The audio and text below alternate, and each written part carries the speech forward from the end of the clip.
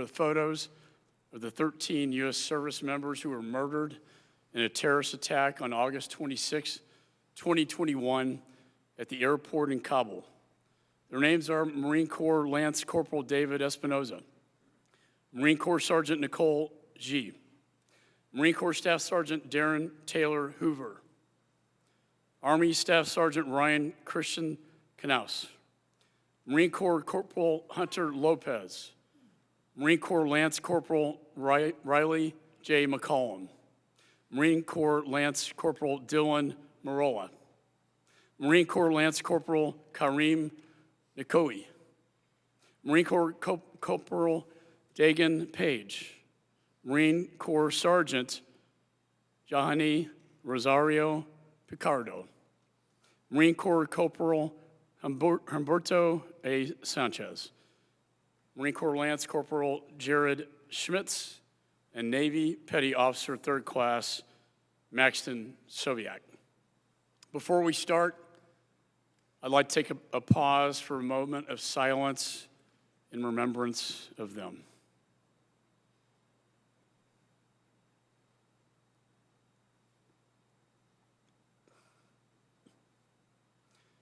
Thank you. These men and women were Marines, soldiers, and sailors. They were Americans. They were patriots. They were heroes. But to you, they were more than that. They were your sons, your daughters, your hearts. And they were ripped away from you in an act of violence halfway around the world. As a father of 5, I cannot begin to imagine your pain and suffering. Yet 2 years later, we are still here seeking answers. How did this happen? What went wrong? Why couldn't this tragedy have been prevented? These questions remain unanswered because this administration wants to sweep what happened under the rug. They know they bear the brunt of the blame, and they want to escape any accountability. Well, I will not let that happen. For months, the president's own generals and intelligence community warned that withdrawing all U.S. troops would result in a catastrophe. Our NATO allies begged the president to reconsider. When he refused to relent, both Republicans and Democrats in Congress urged the president to prepare for this ill-advised, unconditional withdrawal from Afghanistan. This was a disgraceful surrender to the Taliban. Through my investigation, we've learned that President Biden's own State Department and Department of Defense warned of increased violence that threatened the safety of our embassy and American citizens. In February 2021, before the president announced his decision to unconditionally withdraw all troops, the regional security officer at the embassy warned that there was a, quote, clear sign that violence in Kabul has risen sharply over the last 45 days. In May of 2021, DoD began planning for a non-combatant evacuation operation, also known as a NEO, stating that conditions in Afghanistan were rapidly approaching the point of triggering the NEO execution. But the State Department, the lead federal agency for a NEO, failed to request one from the Department of Defense. And they only did so after the fall of Kabul. There's an old adage, if you fail to plan, you plan to fail. This was the utmost failure. And on June 14, 2021, the embassy's regional security officer again warned of an increase in violence, noting that there was 325% increase in attacks from the same time in the previous year, largely due to the unprecedented Taliban attacks in the country. Yet President Biden ignored all of it. And as a result, the world watched the horrors unfold at the Kabul airport. People falling from airplanes, innocent women and children being beaten and killed by the Taliban attempting to escape to freedom. And your sons and daughter witnessed this. And then the unthinkable happened, a bombing at Abbey Gate, killing 13 U.S. service members and injuring 45 more. Before this committee, Sergeant Tyler Vargas Andrews, who is here today, and Tyler, we want to thank you for being here, testified that Marine snipers at Abbey Gate spotted the suicide bomber before the explosion, yet they were told by their superiors that they could not engage the threat, were not given permission to engage. The terrorist responsible for this horrific attack was released by the Taliban from a prison at Bagram Air Base, which the Biden administration abandoned. And in fact, thanks to the investigative work of Jerry Dunleavy and James Hassan, we learned the Biden administration asked the Taliban to raid an ISIS-K location near the airport ahead of the bombing that was believed to be a staging ground for an imminent attack on the airport. Not surprisingly, the Taliban did not agree. We also know that the U.S. military officials sought to strike an ISIS-K cell in Afghanistan 2 days before the Abbey Gate attack, and U.S. intelligence even predicted the exact day and time of the bombing at Abbey Gate. Yet, too, that request for an airstrike was denied by our U.S. military.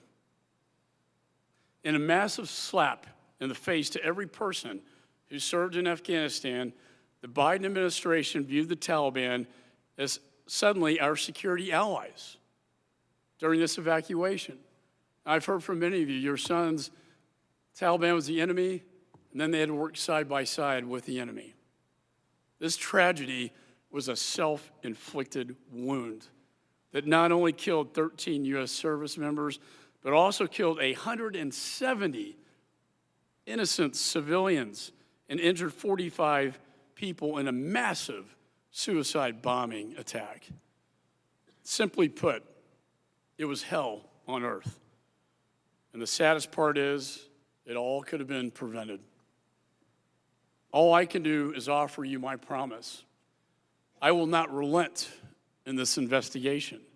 I will fight with every fiber of my being and leave no stone unturned until we have the full truth as to how the hell this happened.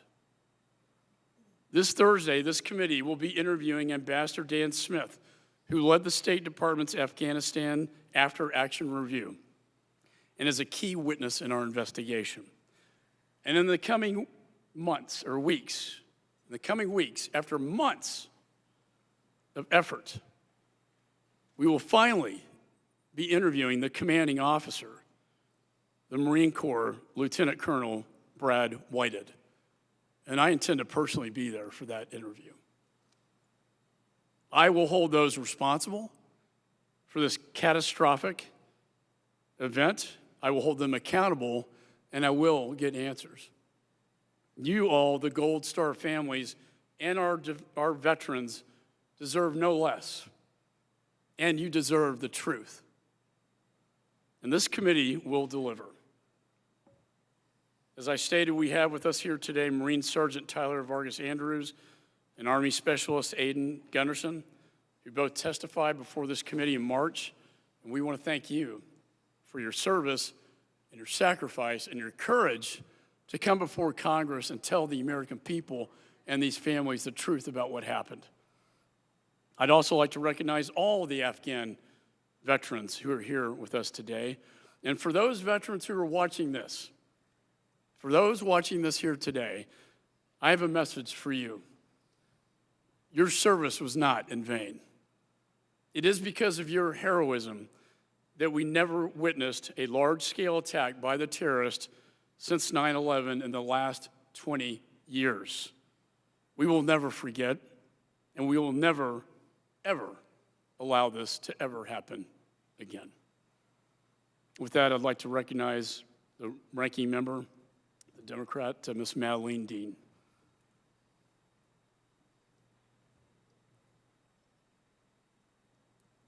May I borrow yours?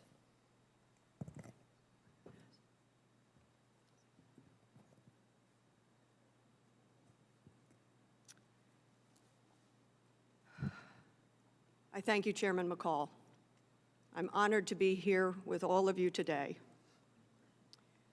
To the Afghanistan Gold Star families, both here in the room and those who are at home, many of whom are in my own district, Pennsylvania's 4th Congressional District, suburban Philadelphia, I offer my humble words of thanks for your sacrifice, your courage, and your service to our country, alongside your sons and daughters, family members. I am so incredibly sorry for this crushing set of losses. To these heroes, the loss of your sons, daughters, husbands, wives, brothers, sisters, and so many other loved relationships. Over the course of the 20-year war in Afghanistan, 2,461 U.S. service members were killed, including 93 from my own home state of Pennsylvania. I have had the privilege over the years to meet many Gold Star families, and I am continually in awe of your courage, your strength, your devotion to your lost family member, but also your devotion to our country. I'm in awe of your strength. What happened at Abbey Gate 2 years ago was devastating, obviously to you, but to our country. I think you know that. In your own grief, in your own pain that is unimaginable to me, a mother to 3, a grandmother to 4, know that our country lost in a crushing way alongside each of you, even as we cannot fully comprehend the heartbreak that you have suffered and you will continue to suffer. I humbly acknowledge and thank the more than 800,000 men and women who served in Afghanistan over the course of 20 years. The weight of these deployments placed so much on families and on loved ones. 20,744 U.S. service members were wounded, and many, many others suffer from the lingering, often invisible wounds of war, including PTSD. Marine Corps Sergeant Tyler Vargas Andrews, what an honor it is to be with you yet again. Thank you for coming before this committee and explaining so much to us, because we do have an obligation to learn what happened from your family members, from the service members who were there. And Specialist Aidan Gunderson, thank you also for your service to us, this Congress, but obviously, much more importantly, to our country. You know that your family member's service was not in vain, as the chairman has said. To all of the service members, men and women who served, you prevented another 9/11. It's an extraordinary feat over many, many people, over many, many years, over a tremendous amount of sacrifice and suffering. In those final days, your loved ones ensured that more than 100,000 people were evacuated to safety, even as they did not get to enjoy that same thing. Marine Corps Lance David Espinoza, Marine Corps Sergeant Nicole Gee, Marine Corps Staff Sergeant Darin Taylor Hoover, Army Staff Sergeant Ryan Christopher Knauss, Marine Corps Corporal Hunter Lopez, Marine Corps Lance Corporal Riley McCullum, Marine Corps Dylan Merola, Marine Corps Lance Corporal Kareem Nikoui, Marine Corps Corporal Dagan Page, Marine Corps Sergeant Jahani Rosario Pichardo, Marine Corps Corporal Umberto Bert Sanchez, Marine Corps Lance Corporal Jared Schmitz, Navy Petty Officer 3rd Class Maxton Soviak. Their names will not be forgotten. I wanted to be sure I said their names as well, so that they are forever on the hearts and minds of everyone in this country who should never forget the sacrifice and the service that they offered to this country at the end of a 20-year war. What a heartbreaking horror. We are forever indebted to you. This 20-year war cost us so much, yet we could not continue to send Americans to fight a war no longer in the nation's vital interest. And your family members knew that. We could not continue to risk the lives of our young men and women.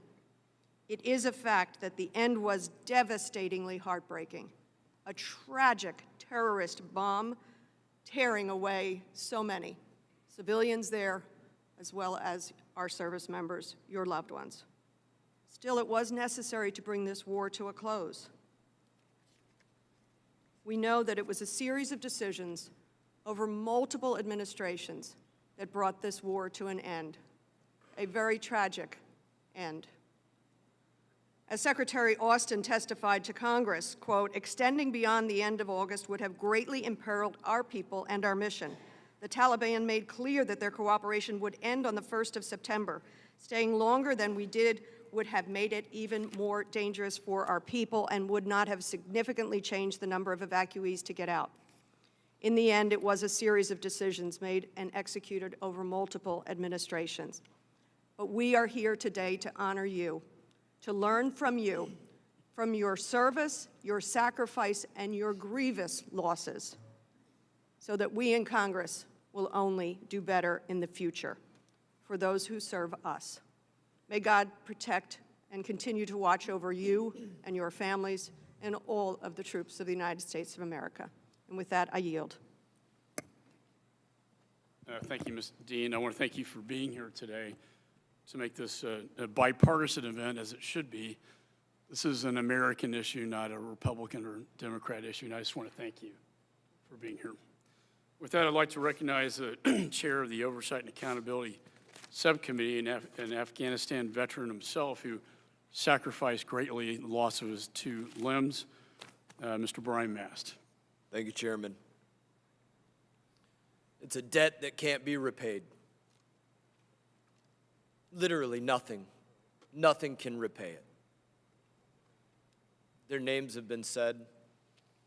I will say their names again because it's the only way that our fallen live on. It's the only way, is that we remember them. We remember their smiles. We remember the ways that we could get under their skin, the ways that we could make them happy, the things that would bug them, the things that they did. That's how people live on, is by remembering their stories, what they did, what made them great, what they wanted the world to know, and how they wanted the world to be better, and how they participated in that. Marine Sergeant Nicole G., killed in action August 26, 2021. Marine Staff Sergeant Darin Taylor Hoover, killed in action August 26, 2021.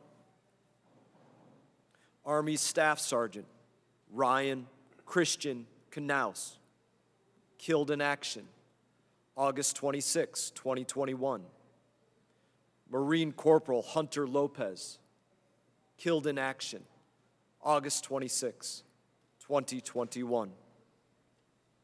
Lance Corporal Dylan R. Marola, killed in action August 26, 2021.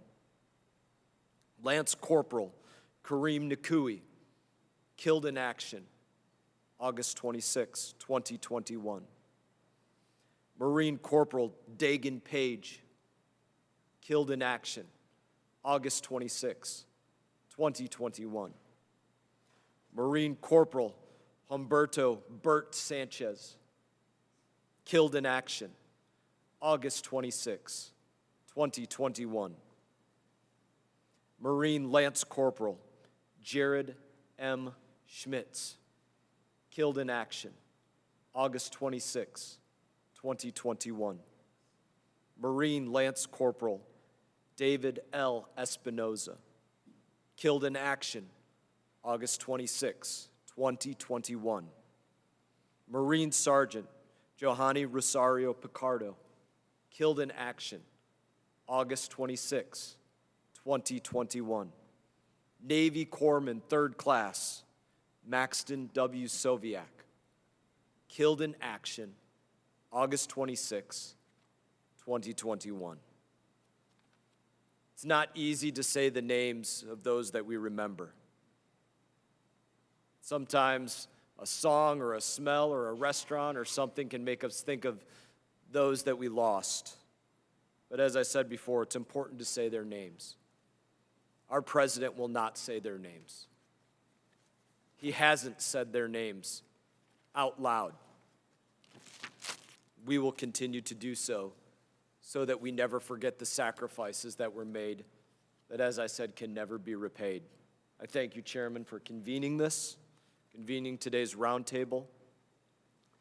I will tell you personally, I cannot, and I pray that I never have to try and understand that very visceral daily heartache of losing a son or a daughter. I have 4 children. I know the anger and the hatred and the heartbreak of losing brothers. I've lost many in arms. And when I think about it, I know that I can recite their names and the dates that they were killed.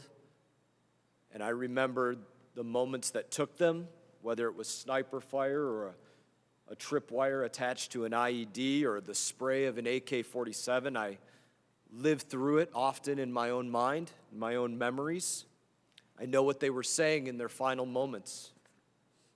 They were the most capable operators. They were skilled, they were serious, they were deliberate in every action that they were taking when they were executing their missions, just like your sons and your daughters.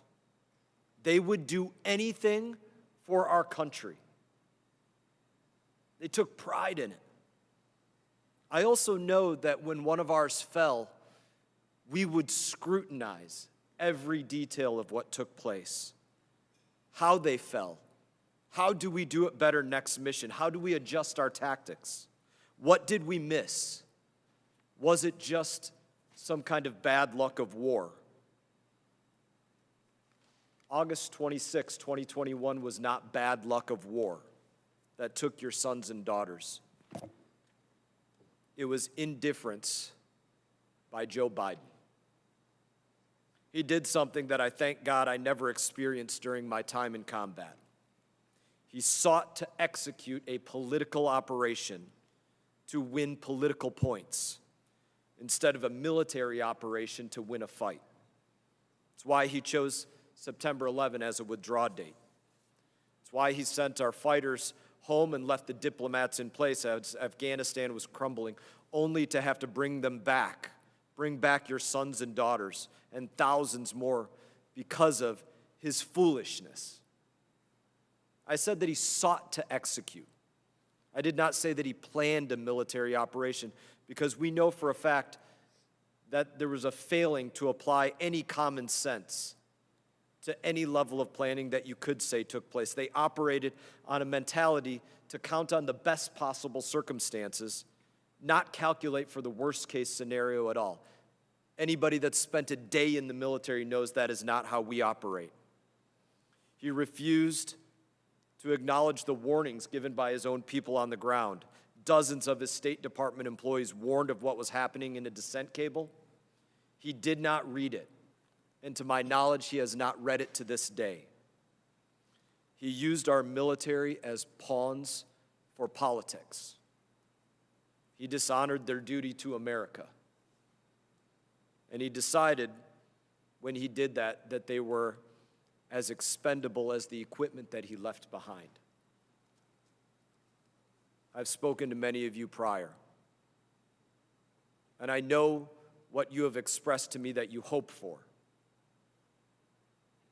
that something be learned, that their friends that are still in uniform not suffer the same fate because of foolishness, because of an unwillingness to reflect on how to do things better and what went wrong. We will make sure that that foolishness never happens again, that your sons and daughters are remembered, and that what they fought for is what this country will always be. I thank you, Mr. Chairman. Thank you.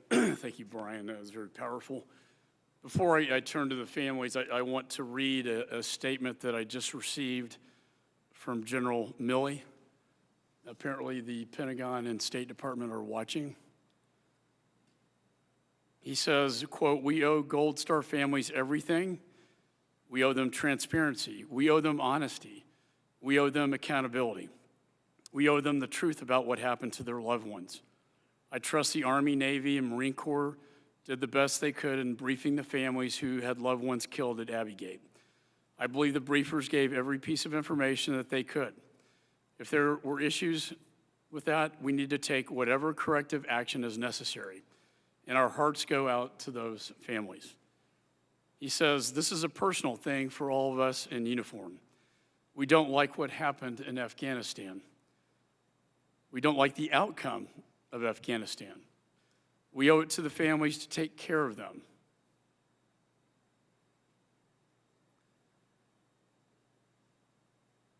And he says, we owe it to them because their sacrifices were not in vain. For our soldiers, sailors, airmen, Marines, CIA officers, Department of State officers, anyone who served in Afghanistan over 20 plus years, the cost in blood was high, but every single one of us who served in Afghanistan should hold our heads high. Each served with skill, dedication, and honor. For 2 decades, our nation was not attacked from Afghanistan, and that was our mission, and each one can be rightly proud of their service. General Milley. I thank the General for that comment. I know he cares deeply about this, but now we want to turn to the families to hear your stories about what happened to your children. And we will go in alphabetical order. And first, we will start with the family of Nicole G. And Miss Christie Shamblin will give remarks. Thank you. Hi, my name is Christie Shamblin, and I'm Sergeant Nicole Leanne G's mom-in-law. Nicole's mom, Becky, is sitting with her in heaven, or she would be here today to tell you about her daughter. Nicole was a proud female Marine. She and countless others like her put on a uniform every day to protect and defend our freedoms. They gave up their own freedoms to ensure a safer, better, more freedom-filled life for the rest of us and our allies. Nicole and the other heroes who evacuated over 120,000 allies did not have any part in starting this war, but they gave their very last breath to see it to the end. Nicole spoke about how very proud she was to be rescuing vulnerable and fearful people. I vividly remember her telling me, these mothers are throwing their babies over razor wire because they know we will keep them alive. Those men and women in uniforms loved their jobs, and they carried out this humanitarian evacuation in the worst of circumstances. Those victories belong to our troops and the people in uniforms. While those victories belong to the troops, there were failures, and I can count over half a dozen opportunities to stop this tragic ending. Systems we have in place were ignored. Descent cables signed by an unprecedented 23 members or people. Our armed services request for air support. Multiple military personnel saying this is not a good idea. Our snipers asking for permission to engage. Every one of them ignored. These are red flags. Why were they ignored? Please help us answer those questions so we can create positive change. The United States of America will again be called on to evacuate and to rescue vulnerable groups of people. Please help us make positive changes so that we don't have to watch another parent walk through the hell that we are walking through.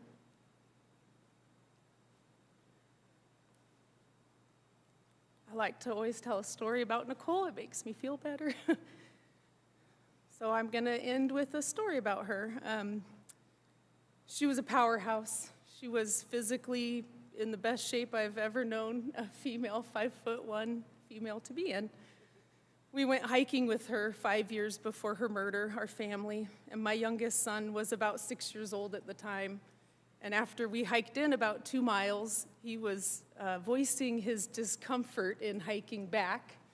And so Nicole cheerfully piggybacked him back 2 miles, leading the group, always encouraging us to keep going and to stay hydrated. She was always encouraging, and I'd like to encourage you guys to help us finish this. Make sure another family doesn't have to join us. Thank you for your time, and I look forward to what we can accomplish together. Thank you, Christie. I know. Thank you.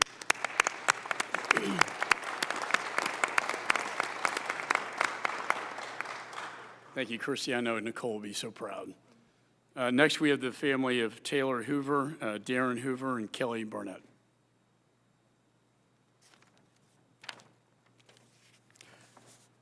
First of all, I'd like to thank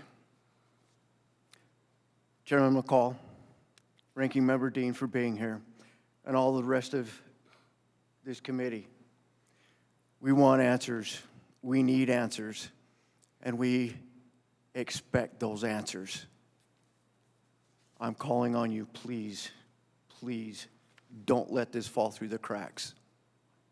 You haven't thus far and have made us proud. Please continue it. I'm not going to talk a lot, but I am going to breathe a little bit of fire. I want to know why this current administration isn't able to take responsibility for their actions in the days, the weeks, and the months leading up to this fateful day. Not a single thing was set in stone since the withdrawal date had been pushed back.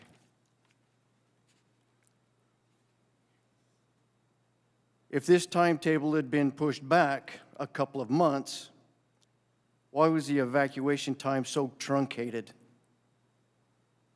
and on a specific timeline?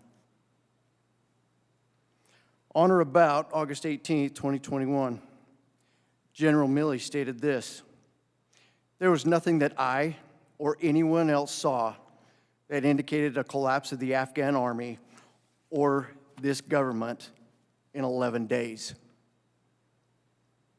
How is that not possible?" Secretary Austin stated, "We'll evacuate all Americans that we can, at least until the clock runs out or our capabilities are overextended." What in the world does that mean? What does that mean? Before the clock runs out? Were there not contingency plans upon contingency plans upon contingency plans executed, made ready in case one plan fell through and another one had to be taken into place? As Chairman McCall said, failure to plan is planning to fail.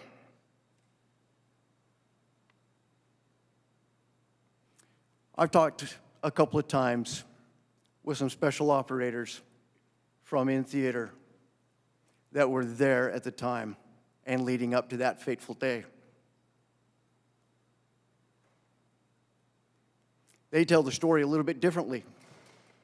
There was a plan set in place before the previous administration had left. It was not planned by suits.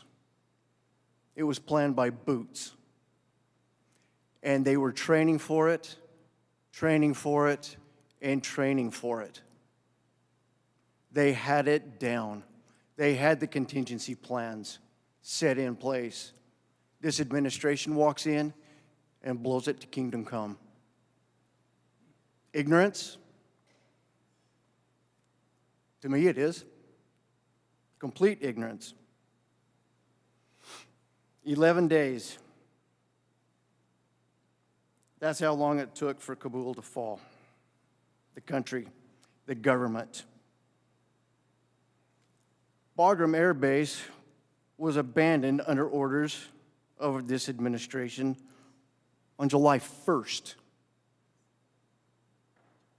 several weeks prior to the date our kids were taken from us. Not in 11 days, in several weeks leading up to that.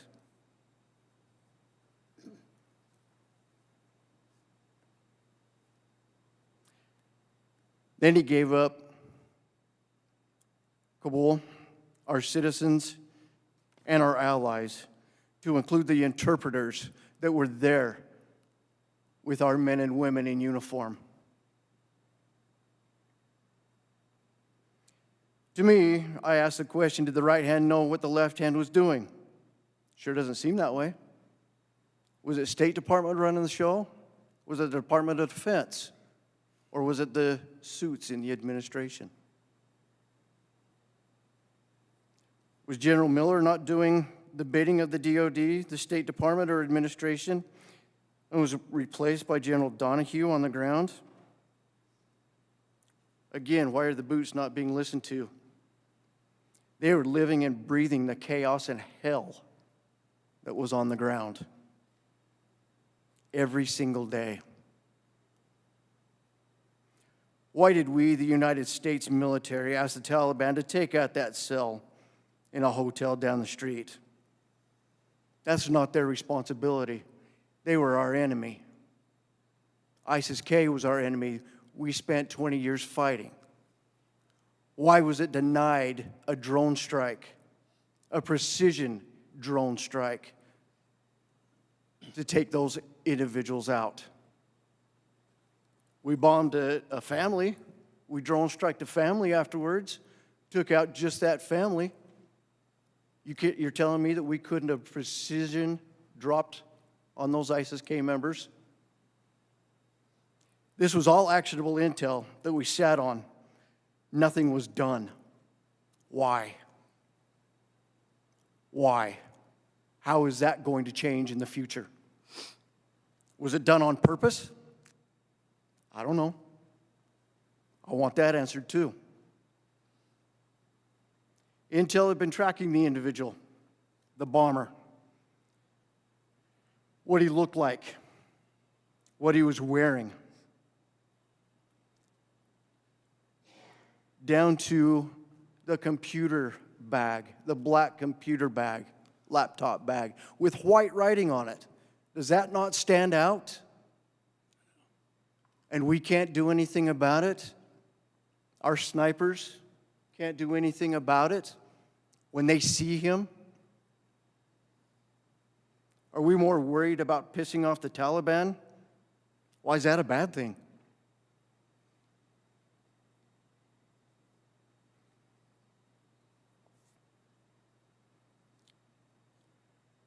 Then we move to 2 weeks ago. We have Biden shouting in a press conference, name me one single objective that we set out to accomplish that we failed on. Name me one. In all of our history, not one. I say to you, Mr. President, you got 13 pictures that we have all named. You got 13 that you did not accomplish.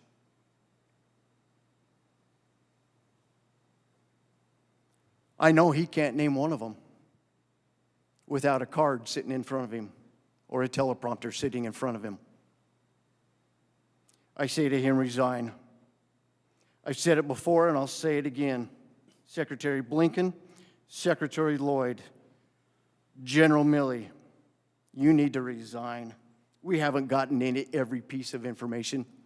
It's being withheld. Now I move to Lieutenant Colonel Whitehead. You can't possibly think that you have any respect from those that you command any longer with the actions that you failed to take or that you did take. Captain Ball, now Major Ball, is a disgrace to the uniform, staying in his hotel while his guys were out on the line. Then when he did show up, chaos ensued even more. He moved his Marines to a compacted area in front of the gate. They should have been spread out instead of clustered together. That's when Echo Company came out to relieve Gulf or Ghost Company. They had to fight to regain some semblance of order. After doing this for several days, the Afghans started to notice that when the black shirts came out, they had to behave. But when the green shirts came out, the Afghans created the chaos again and crowded the gate. In closing, I want General Milley's stars. I want Colonel Whitehead's birds. I want Major Ball's oak clusters in my hand now. You can no longer lead. None of you have the respect of your men and women anymore. Do what is right. It's past time. Today is the date 2 years ago that we received our kids home at Dover. 2 years ago today, where we were disrespected with stories of Biden's son and him looking at his watch. And today, here we sit as their families, begging you, 2 years later, find these answers. Our veterans deserve it. The 22 a day cannot continue to happen because of these failures. Thank you.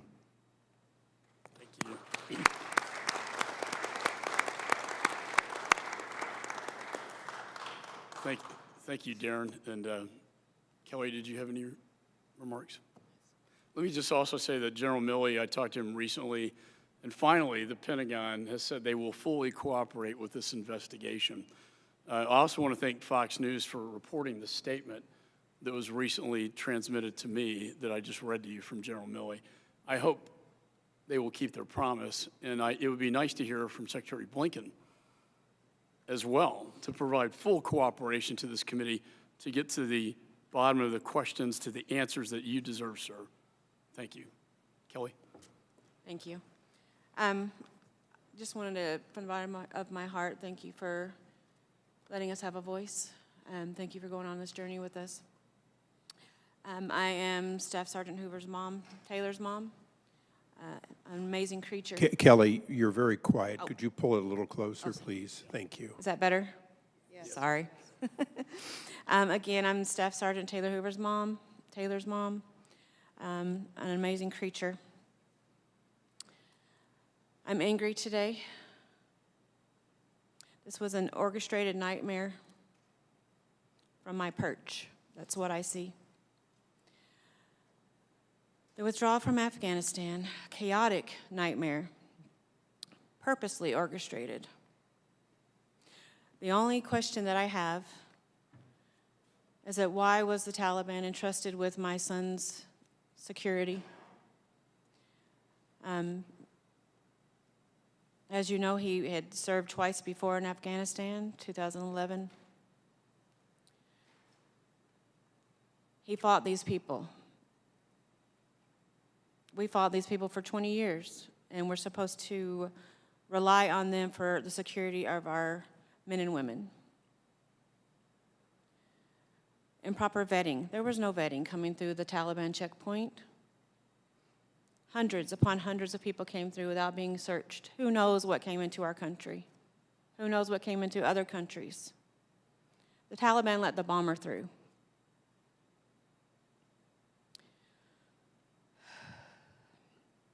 The night of August 25th, 2021, I received my last text from my son. It said, "I'm safe, Mama, I love you." That same night, it was his men's last scheduled rotation of Abbey Gate. The gate was supposed to be closed. All through the night, they were taunted. The Taliban were in the crowd with the innocent. They recognized them because they had seen them on the tower earlier in the day. They were telling them they were going to kill them all night long, and then they would disappear into the shadows. Morning of August 26, 2021, on the bus from the gym where they were sleeping to Abbey Gate, a chaplain jumped on the bus with them and said, "We must have a prayer. There's a bomber in the crowd. We need protection." They knew a bomber was in the crowd. These brave men and women did their job, and they knew that there was imminent danger in their face.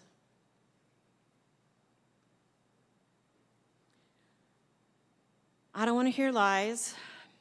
I don't want to hear excuses from Joe Biden, from the administration, from Blinken, Austin, Milley, Whited, Ball. I don't want to hear excuses. They knew this was going to happen, or it was part of their plan. They were too busy shaking hands with the Taliban, cleaning up, making sure we left it clean and tidy for the Taliban, to worry about giving our snipers the okay to make it all okay. I want justice. I know the justice that I crave will never be had in this life. I want them to stand on that wall. Hell, I'll even throw in the State Department to back them up. Let's see how they fare. I will settle for Leavenworth. I pray for the families of the Marines this last weekend that lost their lives. I pray that they're shown honor and respect they deserve. I pray for the families around this table that I have grown to love and respect and honor. The veterans in this crowd that I love and honor and respect. I pray for the families that aren't here today. I pray for my peace and my comfort. I pray for the strength to continue this fight. For my son, until my last breath, I will fight. Make me believe. Thank you.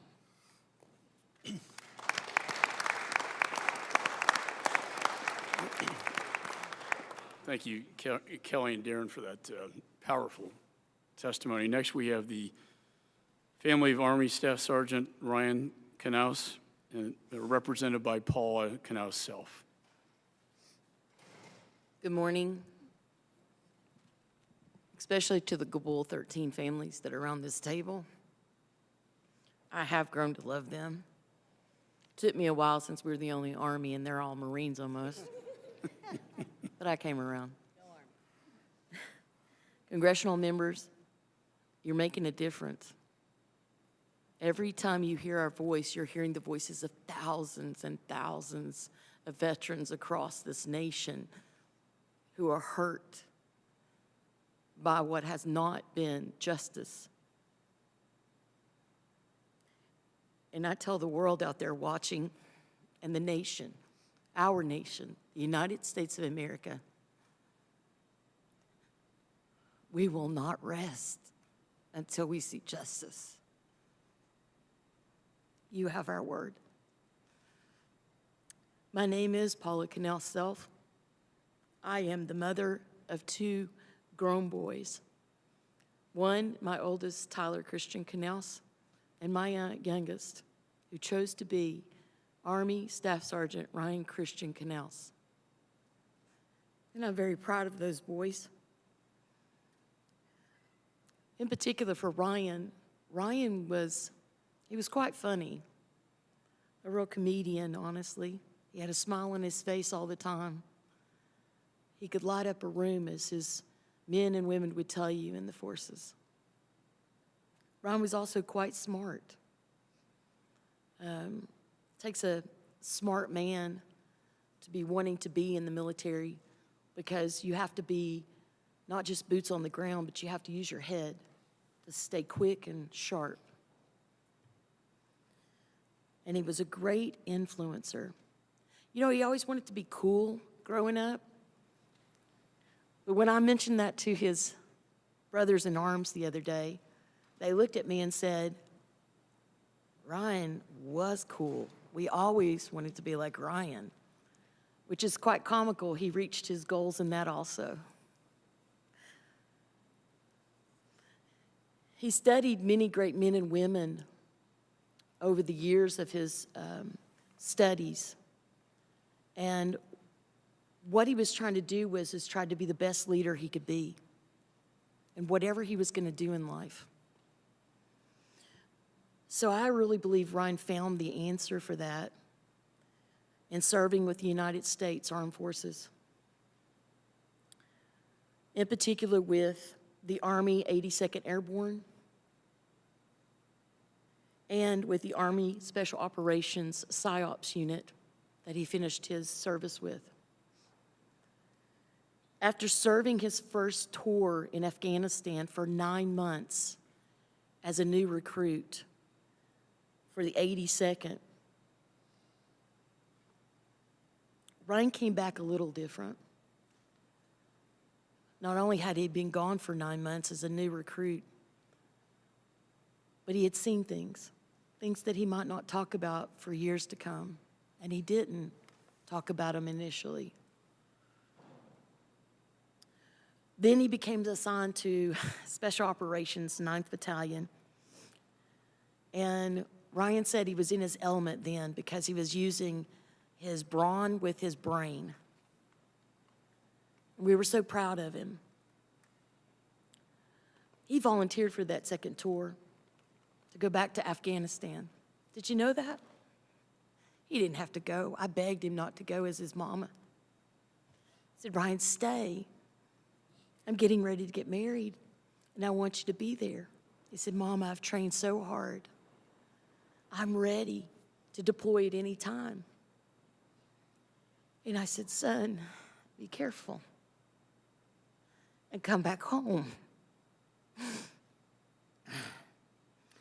So off he went, volunteering for the second deployment to Afghanistan for the non-combative evacuation operations in Kabul, Afghanistan, in the month of August of 2021. They only sent 12 of those special operations men and women. I guess they needed to help all those Marines. But unfortunately, we lost our handsome 23-year-old son, along with the many 20-year-olds that sit at this table, Taylor being the eldest at 31. Ryan has numerous awards and decorations. He was a go-getter. In fact, there's so many before he passed that he just shrugged his shoulders and said, I got another one. Here it is. He was a go-getter, but he also was humble. After his death, of course, he got numerous awards, but I can tell you this. I'd trade every medal,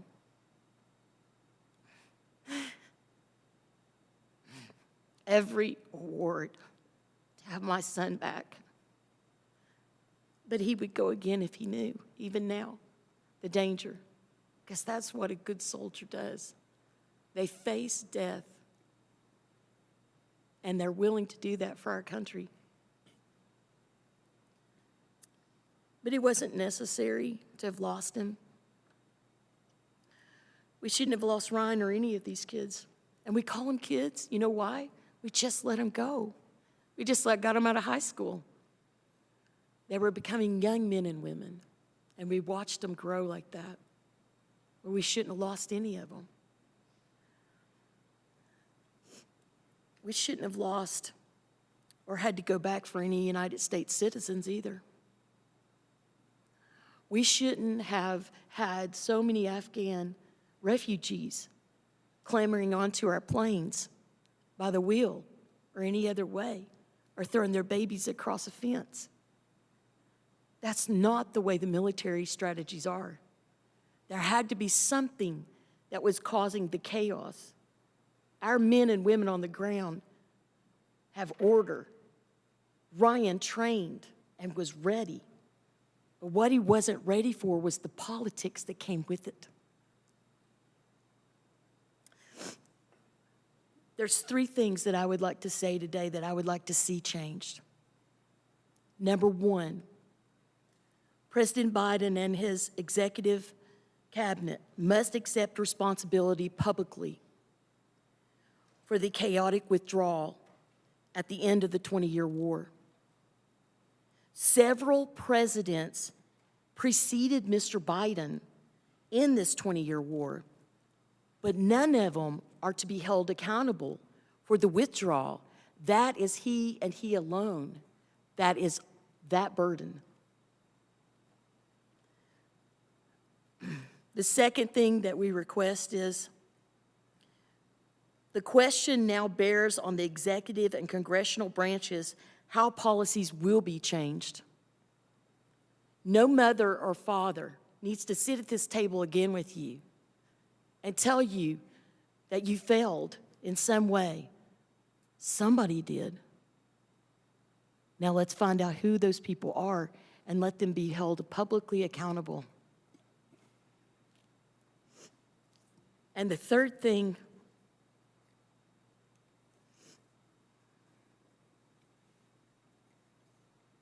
is, as we gear up as a nation for a new administration, my question to the GOP candidates will come as the following. How do you plan to protect America's borders and their interests, domestically and abroad? Do you plan to control the borders again, not allowing just anyone to pass through them?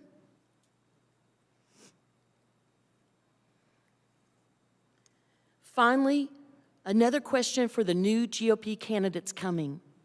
How will you hold your current administration accountable for the many eroding decisions that have plummeted our nation in chaos to its own citizens and in the eyes of the world? We must keep our status as a power in this world. Again, I want to thank each one of you that came today. And on behalf of Army Staff Sergeant Ryan Christian Knauss' family, we thank you so much for allowing us to be here today.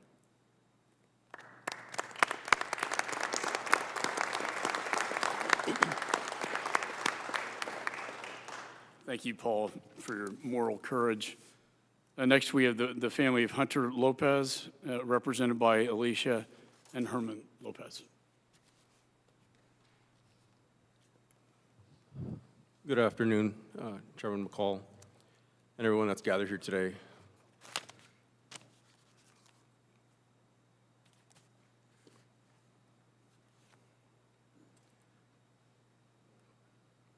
The days leading up to this meeting were preceded by some of the most difficult and dreaded days in my life that I faced.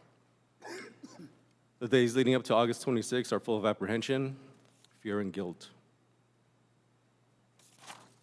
The days after August 26 are chock full of memories of what we were doing 2 years ago. The visits, phone calls, text messages of condolence, the feverish planning of a trip to Dover,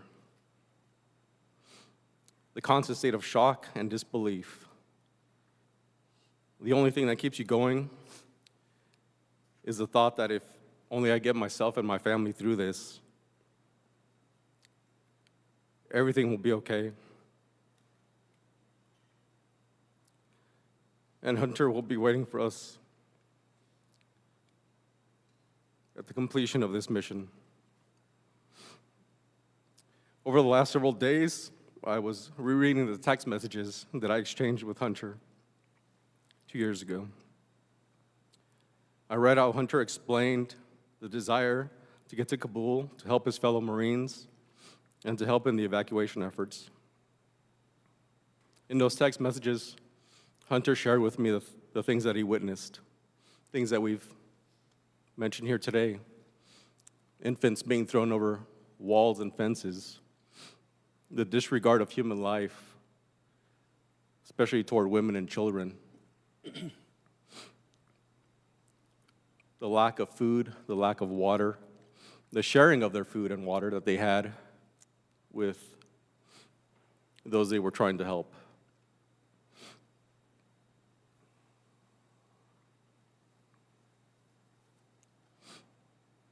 He told me of the struggles they were having with having the proper equipment, having to hotwire vehicles just to get from one point in the airport to another.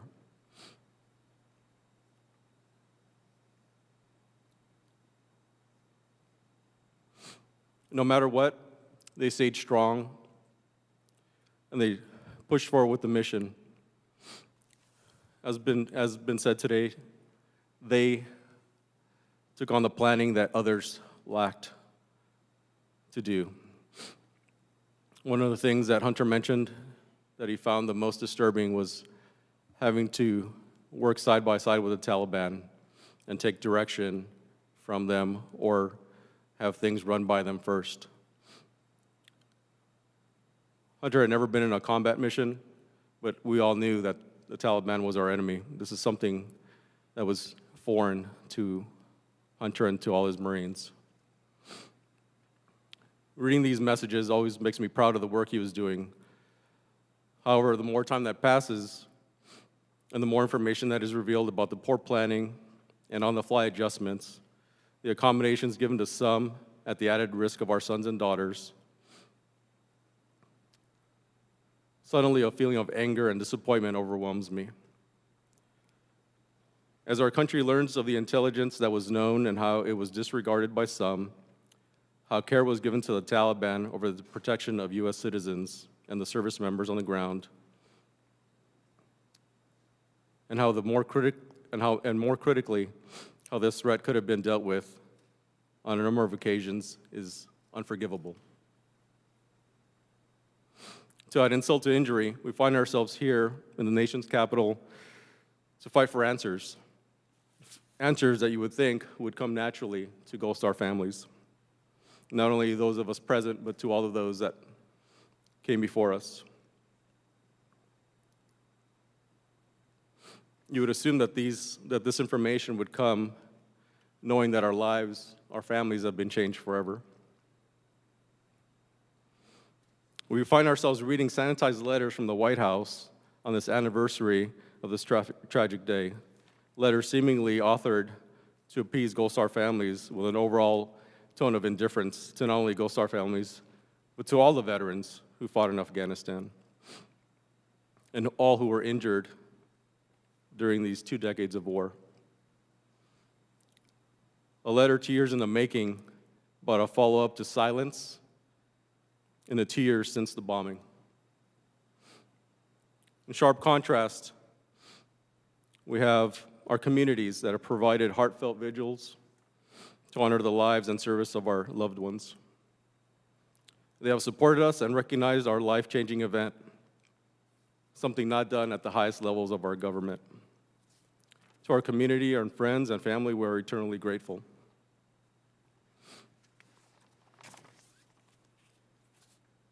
In closing, the process of getting to the complete truth has begun, but needs to continue. It needs to continue without divisiveness, without challenge. The Secretary of Defense, Austin, I recall meeting you in Dover 2 years ago. During that meeting, you told my family and I that if we ever needed anything, to call on you, and you would help us out. Well, I'm calling on you today.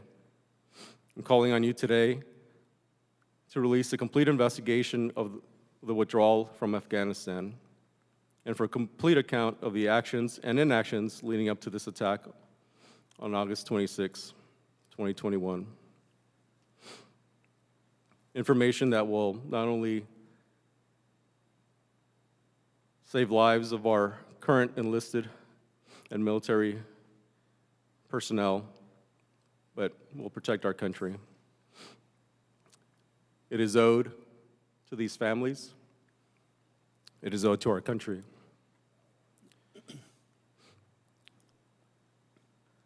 General Milley, we weren't obviously expecting this note that we received at the beginning of this meeting, but in his note, General Milley mentions that he apologizes for any lack of information provided during these briefings that we all had in our homes.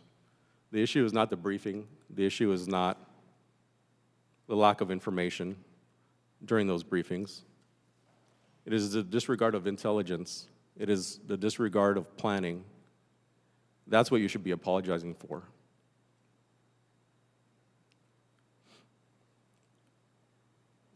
Chairman McCall, Mr. Mast, Mr. Isa, and many others, we thank you for your efforts. We'll continue to be here and stand with you to get to the truth, and we thank you.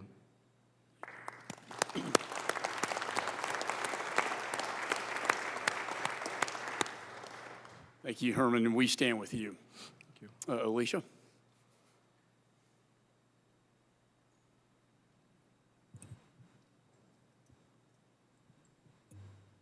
My speech is going to be short. We've had several families already speak.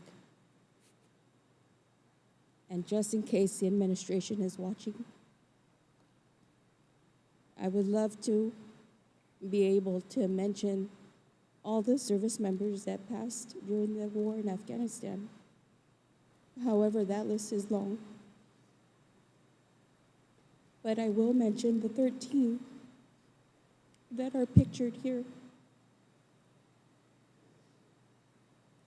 Marine Corps Staff Sergeant Darin Hoover, 31 years old, of Salt Lake City, Utah.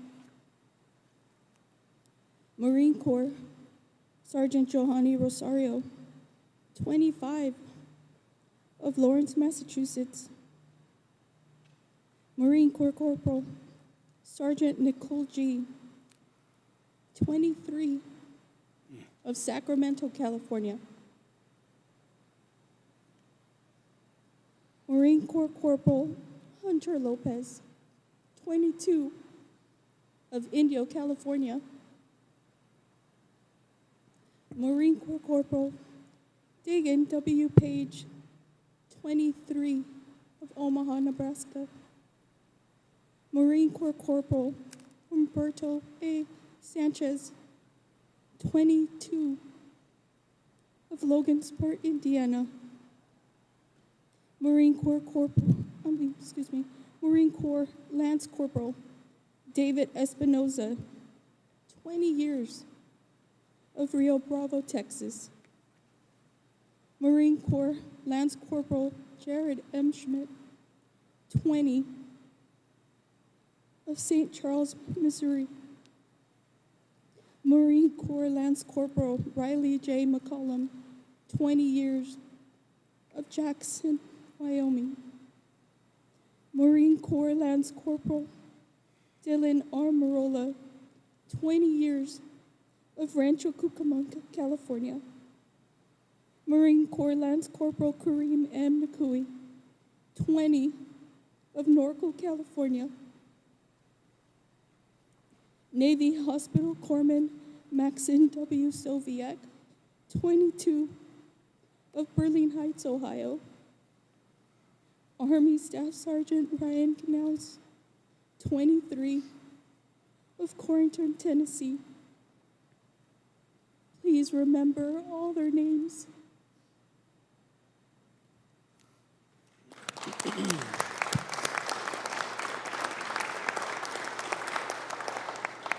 Thank you, Alicia. We will remember them and we'll never forget.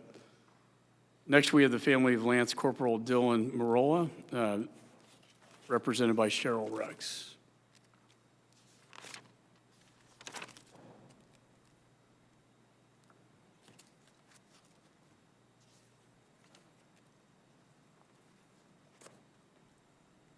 Good afternoon.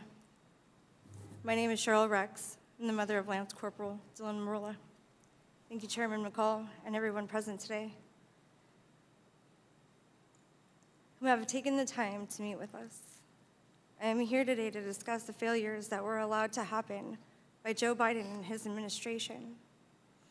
Knowing the truths that have been revealed over time, the missed opportunities that were made at Abbey Gate, which ultimately allowed the deaths of our 13 service members, including my son.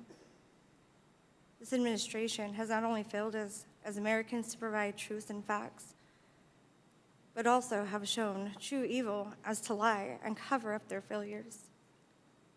This administration has been far from unsuccessful in anything it has or is currently doing. Those who seek to destroy within are the true enemies. Those who choose to believe divide is to conquer need to remember, as the United States of America, united we stand. Once you start a lie, that lie is covered by another lie, which ultimately turns into so many lies that you can't find your way out of the first lie that you told. The plan to withdraw that was already set in place, this plan wasn't implemented during the weeks of our American troops leaving Afghanistan. I've never been to Afghanistan, but it wouldn't be difficult to understand abandoning Bagram Air Force Base and the United States had controlled for over 20 years. Having a trauma center hospital that could have properly medically treated people in the event that they needed to use it. Dylan was on his first deployment to Jordan when this withdrawal from Afghanistan began. It quickly turned into the evacuation.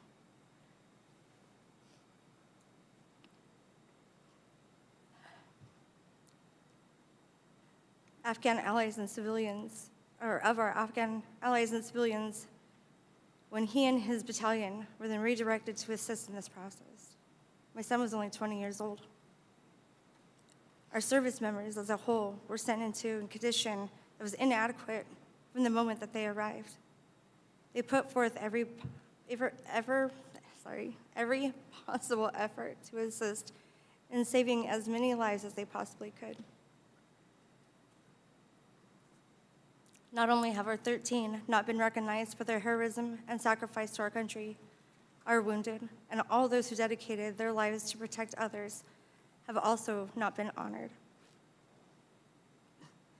It is my promise to all those who served that I ensure you will not be forgotten. The words written in our Pledge of Allegiance states, "One nation, under God, indivisible, and justice for all." One nation, we are united as one. Under God, a nation that is protected and persevered by the Almighty God will be indivisible to all earthly powers. Justice for all. Justice means the commission of a crime, arrest by law enforcement, prosecution of a case in the trial courts, detention and supervision by corrections agencies. My son did not die because of your ethnicity, your religion, your political views, your left, your right, whatever you want to make your statement on. My son gave his life for what he believed in. He believed in the quality of life. He believed in love, respect, honor for all who came into his life. Saving lives means putting others before yourself. Division. Some cause division, and some create unity. Unity. U and I-T together. It took a group, not just one. It will always take a whole to gain. I will continue my efforts for justice, as I feel this is the only way. The required action would prevent one from believing that they can misuse their power is to be held accountable for their actions. Some of these actions could also be easily spoken when those will tell their truths. I'm going to end this the same way I did in San Diego Escondido with Isa. Behind every heart is a hero. Behind every hero is their story. Behind every story reveals what they have endured for you, for me, and for all mankind. Please continue to stand with me, myself, and my family, and the families of our 13, as we seek our answers to our questions on the failures that occurred on August 26, 2021. Thank you.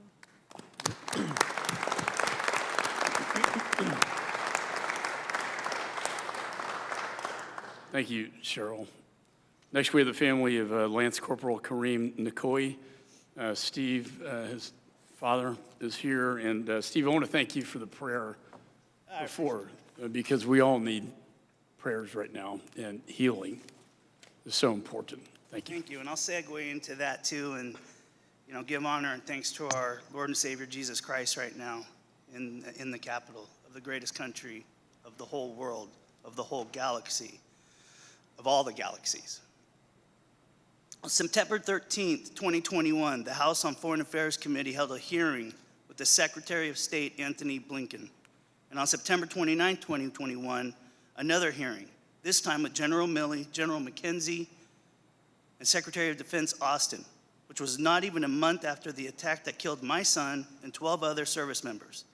I never saw either of those hearings because in between both of them, I was burying Kareem. I watched them last week after I had watched the hearings from this year on July 27th, in which Colonel Crumrich, Colonel Colunda, and Colonel Sergeant Major Smith testified. Watching these, in the order that I did, gave me a great perspective. Not even a month after these attacks happened to our kids, the propaganda and the cover-up were set in motion by these two first hearings, in which two four-star generals, Secretary of Defense and Secretary of State testified. This was done because of the outrage by the American people on how the withdrawal was conducted, how America was portrayed around the world because of this withdrawal, and how our allies and our adversaries viewed us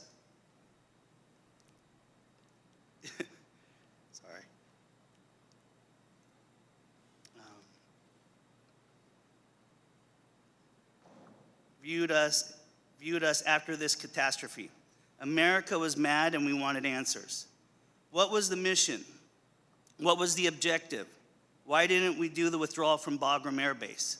Secretary of Defense Lloyd Austin answered both of these questions by saying Bagram would take 5,000 people to operate and would put them in harm's way.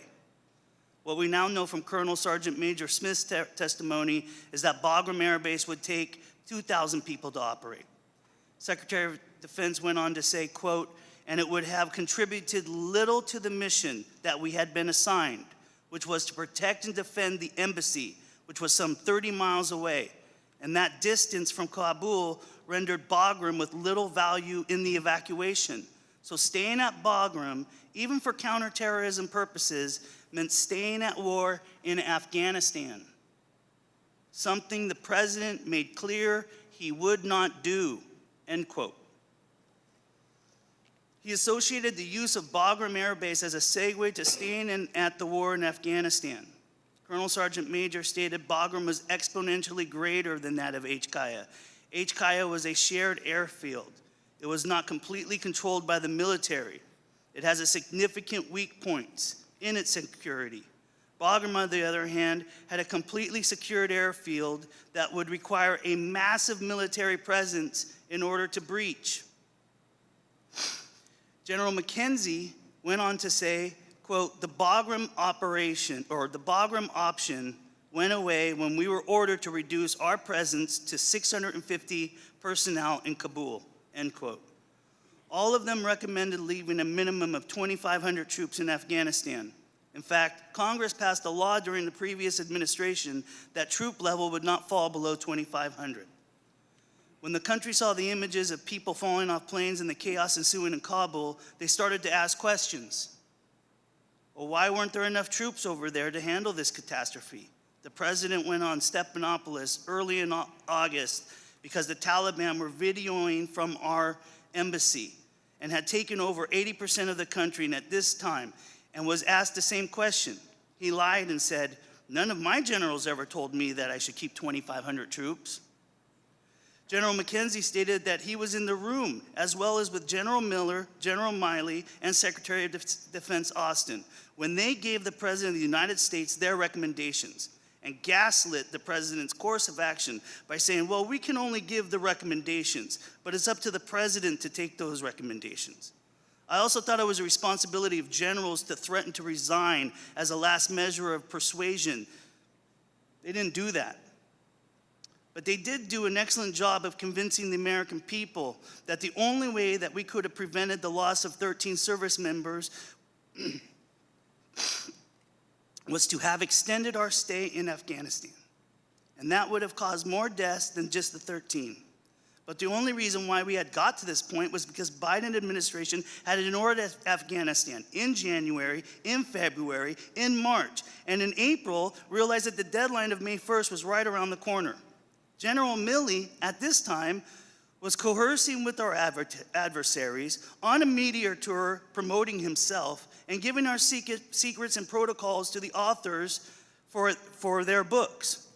The administration had no other option but to try to renegotiate and extend the deadline, which they did, to September 11th. When they asked General McKenzie if the military was paying off the Taliban to go search for people or to do some crowd control, he replied no.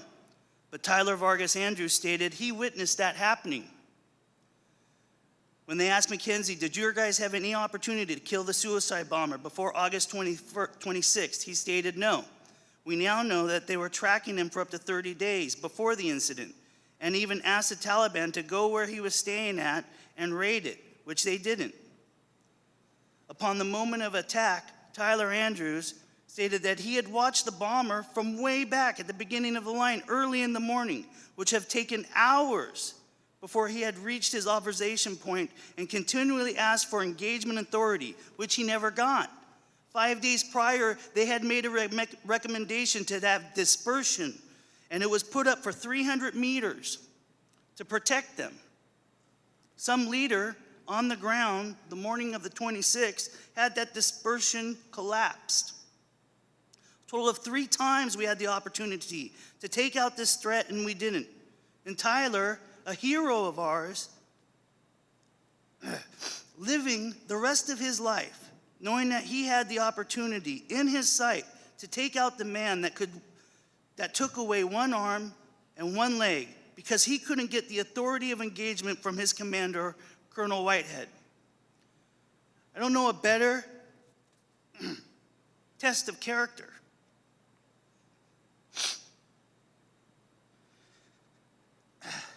Thank you for your service. Were there gunshots fired at our military? We all got letters, question and answers from the Marines telling us that if any service members say that they heard gunshots or seen gunshots, that they were disoriented from the blast and were confused on what they had perceived. But Tyler Vargas said that Christian Sanchez was shot through the shoulder and returned fire and killed that ISIS attacker.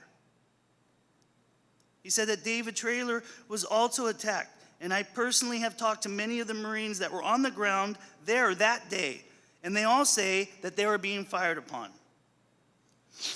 We taught our children to honor the title, not the man, and we ask that this country, that this administration does the same. These kids need to be honored at the White House, in the Rose Garden, by this administration. Because denying their service and their sacrifice doesn't lessen or waive the mistakes made, but it divides us and weakens us on the world stage. Thank you.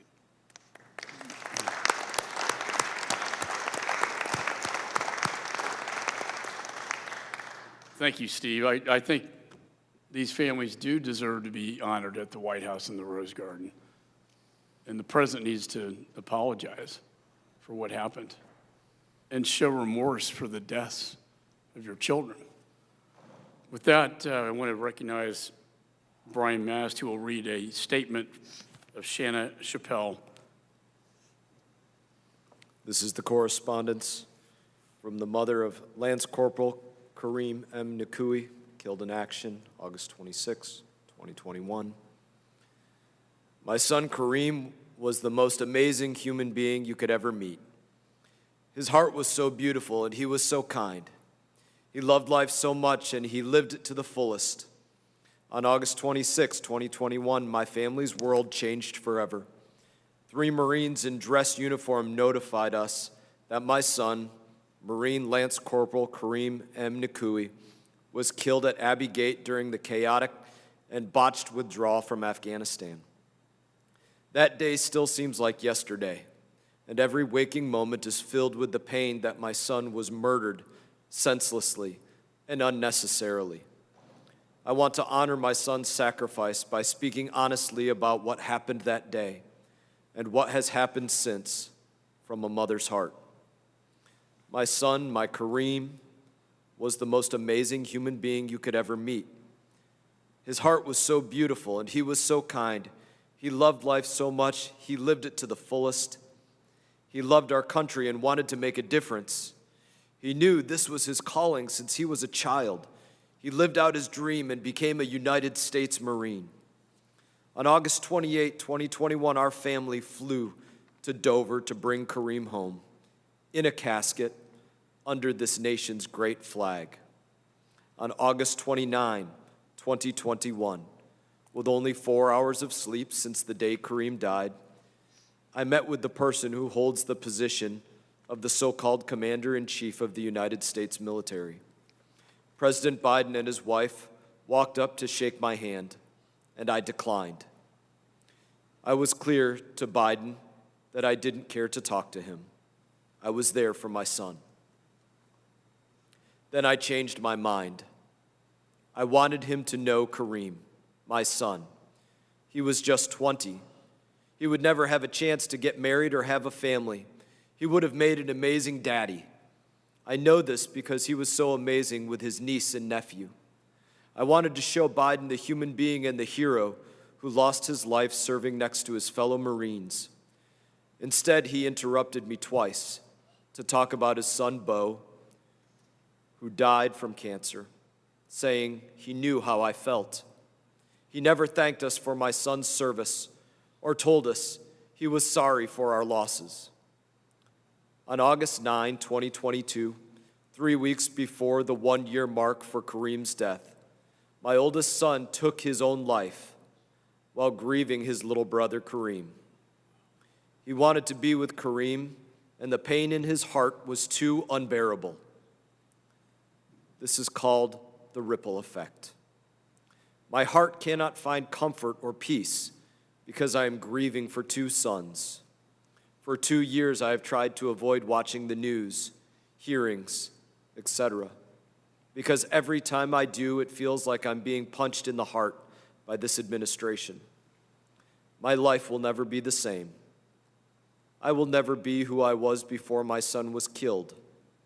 I'm still trying to find out who I am and move forward with my life. And that's something that I struggle with every day because all I feel is pain in my heart.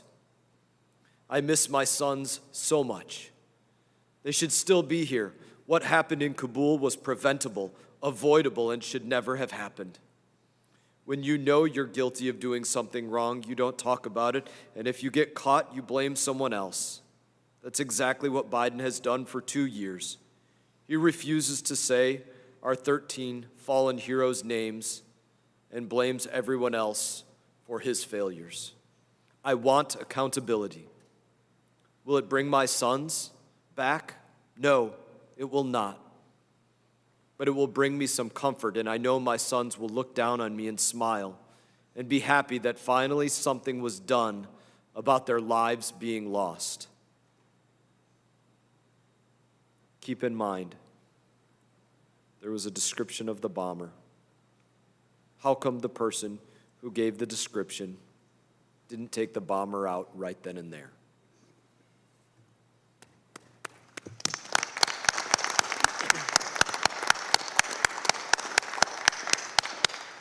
We thank you, Shanna, for that powerful statement.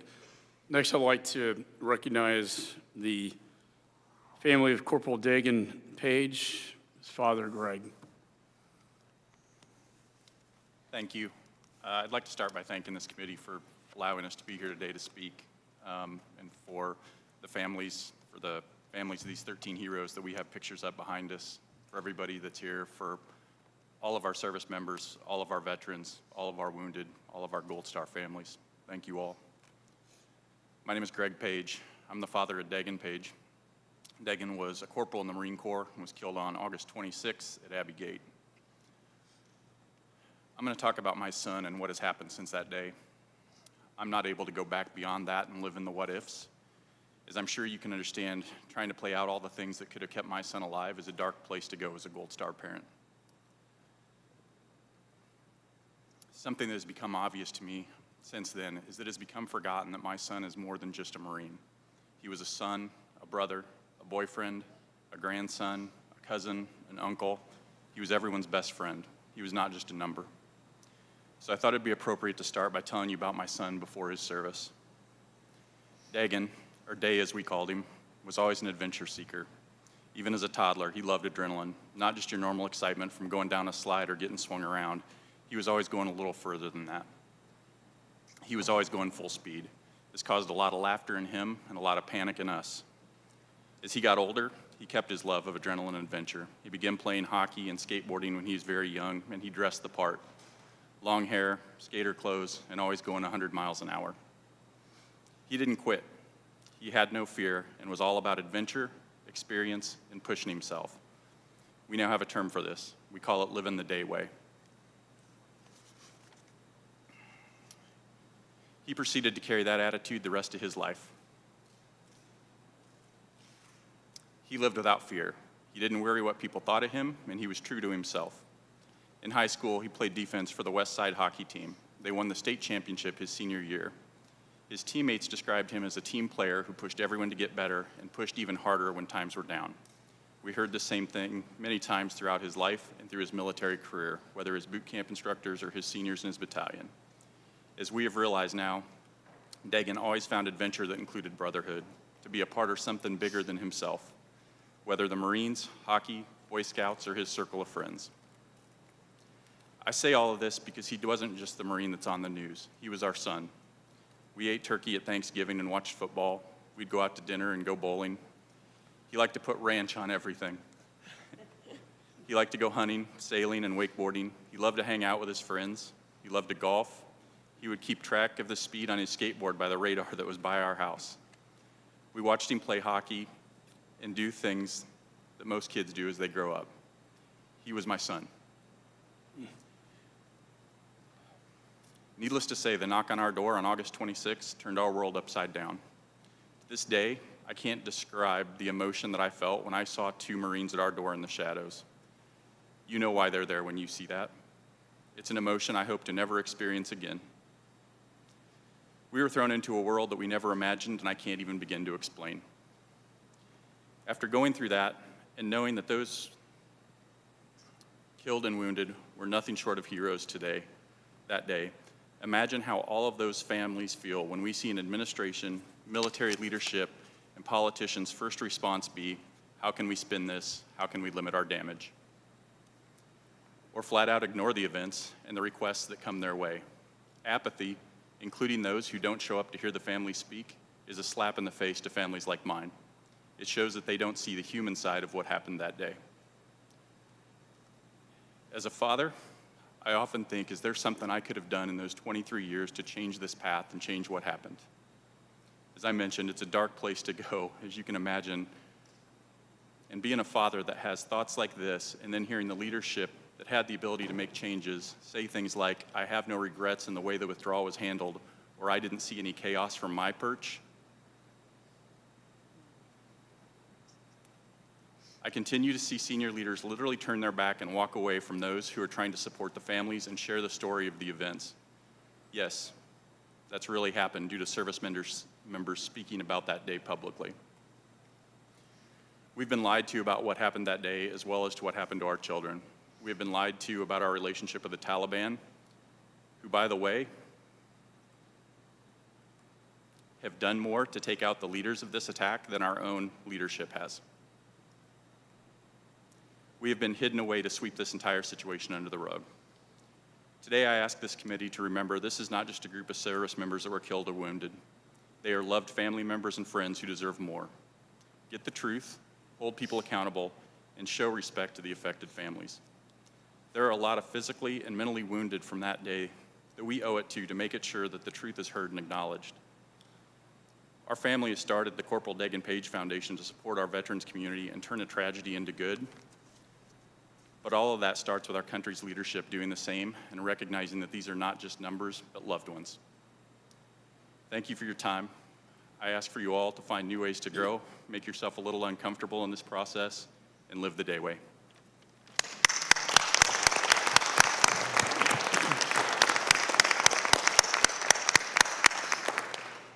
Next, we have the family of Corporal Humberto Sanchez. represented by Coral Recinos. Good afternoon. My name is Coral Recinos, mother of Corporal Humberto Sanchez. First, I want to thank you guys again, the committee, for stand up for us and do what we cannot do. We can be here and testify, we can be here and talk about our kids, but there's things that we cannot accomplish without you. Thank you very much. And then I want to thank, this is my biggest probably, to Taylor. After March, he gave me the courage to be here. I wasn't planning on doing anything of this, but he's a brave man, and Bear was a brave man.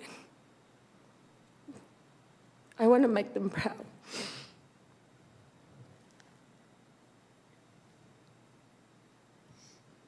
Let's go. 26 years ago, I came to this country to give my little girl a better life, a life that with all my efforts, I will not be able to afford. 1 year later, I give birth to my handsome gray-eyed boy. I raised those kids to love and respect this country, and foremost, to appreciate the opportunity to live in the land of the free and the home of the brave. It was never, ever in my plans to lose my kid at the age of 22. Today, 2 years ago yesterday, we flew to Dover with my husband and only my oldest daughter to the dignified transfer. My son in a flag-draped casket, and 12 of his brothers and sisters. I will never get another hug or be able to tell him I love you. That day, to be honest with you, I was numb.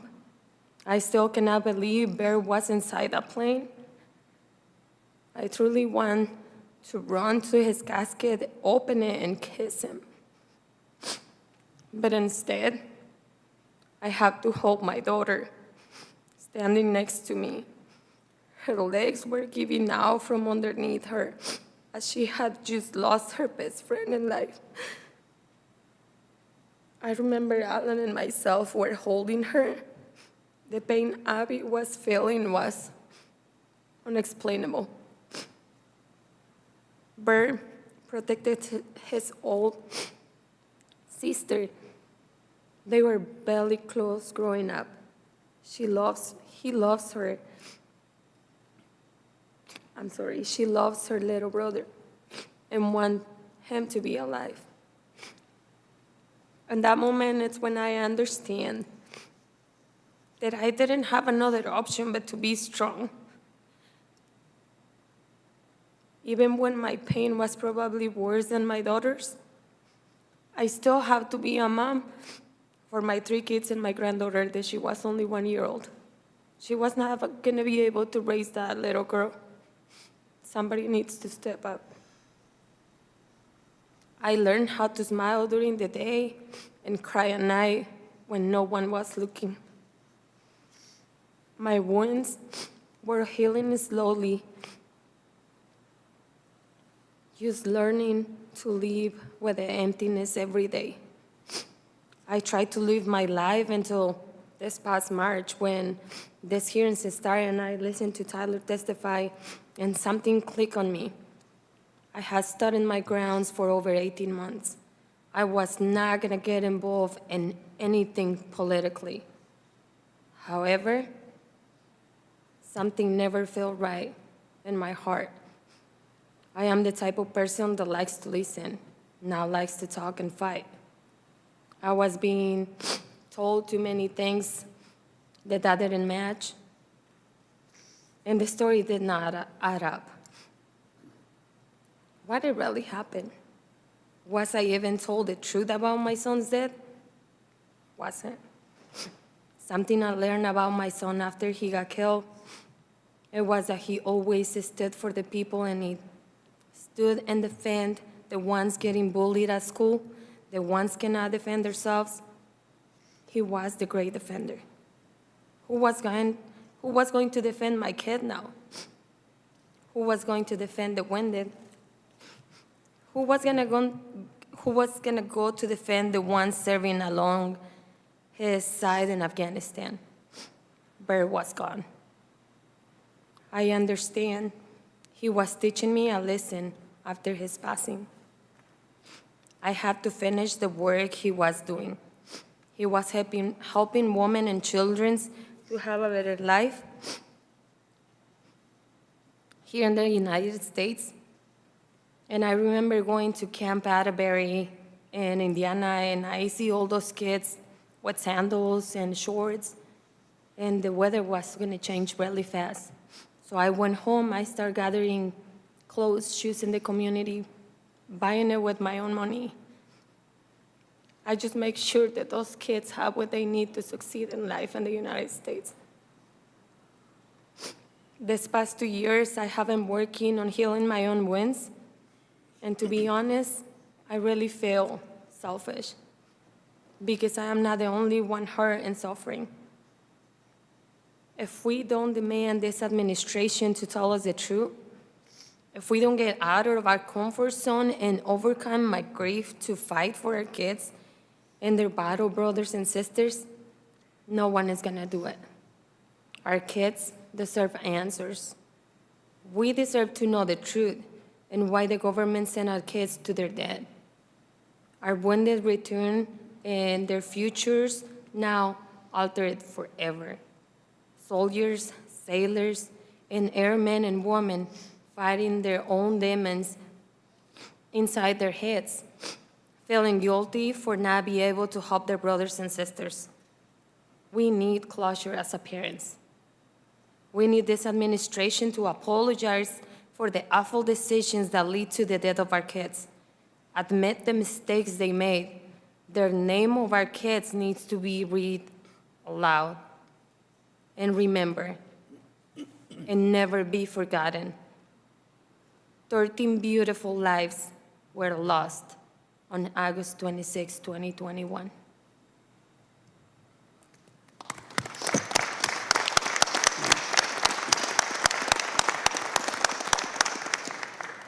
Next, we have the family of parents of Jared Schmitz, Mark and Jacqueline.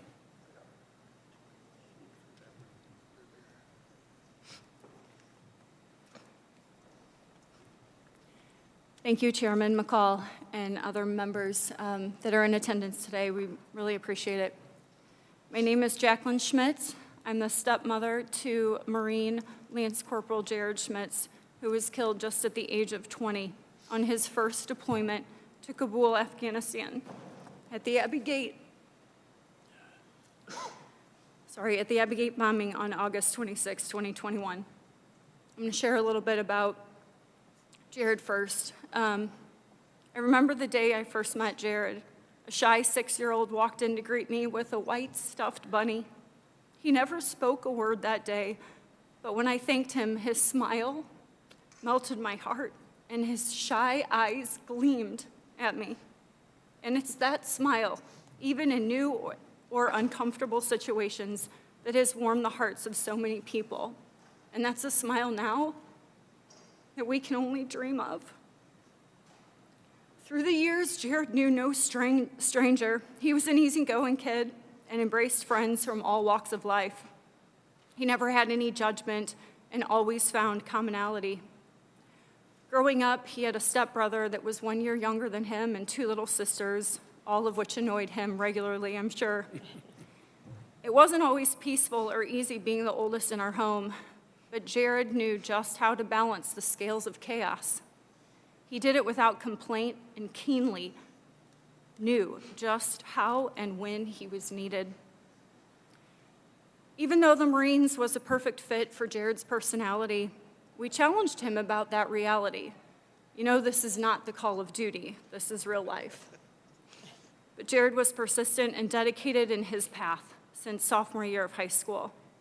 He always saw the positive in everything and told us that this is exactly what he was meant to do. By this time, Jared had a different demeanor. It was as if his confidence took on a new form.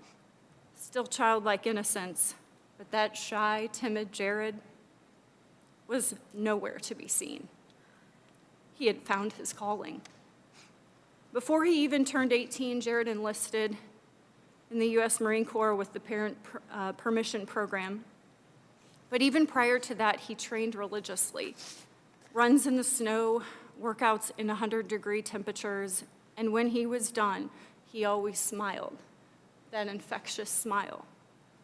Barely an adult, Jared could not have been more excited to move on to the next steps of his life. The few, the proud, the Marines. In fact, Jared's favorite song was Hero of War, and it blasted nonstop for nearly a year before Jared was sworn in July 8th, 2019. Little did we know, this song would take on a whole new meaning when we got that knock at the door at 2:40 a.m. Jared, a hero that wanted to help people, and he looked to our military to make a difference. A hero that trained countless hours and weeks to be pulled into a messy and unnecessary evacuation, being called to handle government paperwork and stand guard to keep order as chaos continued to grow at the Abbey Gate. Mark and I have met a few Afghan families that Jared had personally helped. And that leaves us beyond proud that he changed the lives of so many and died doing exactly what he intended, helping those that couldn't help themselves.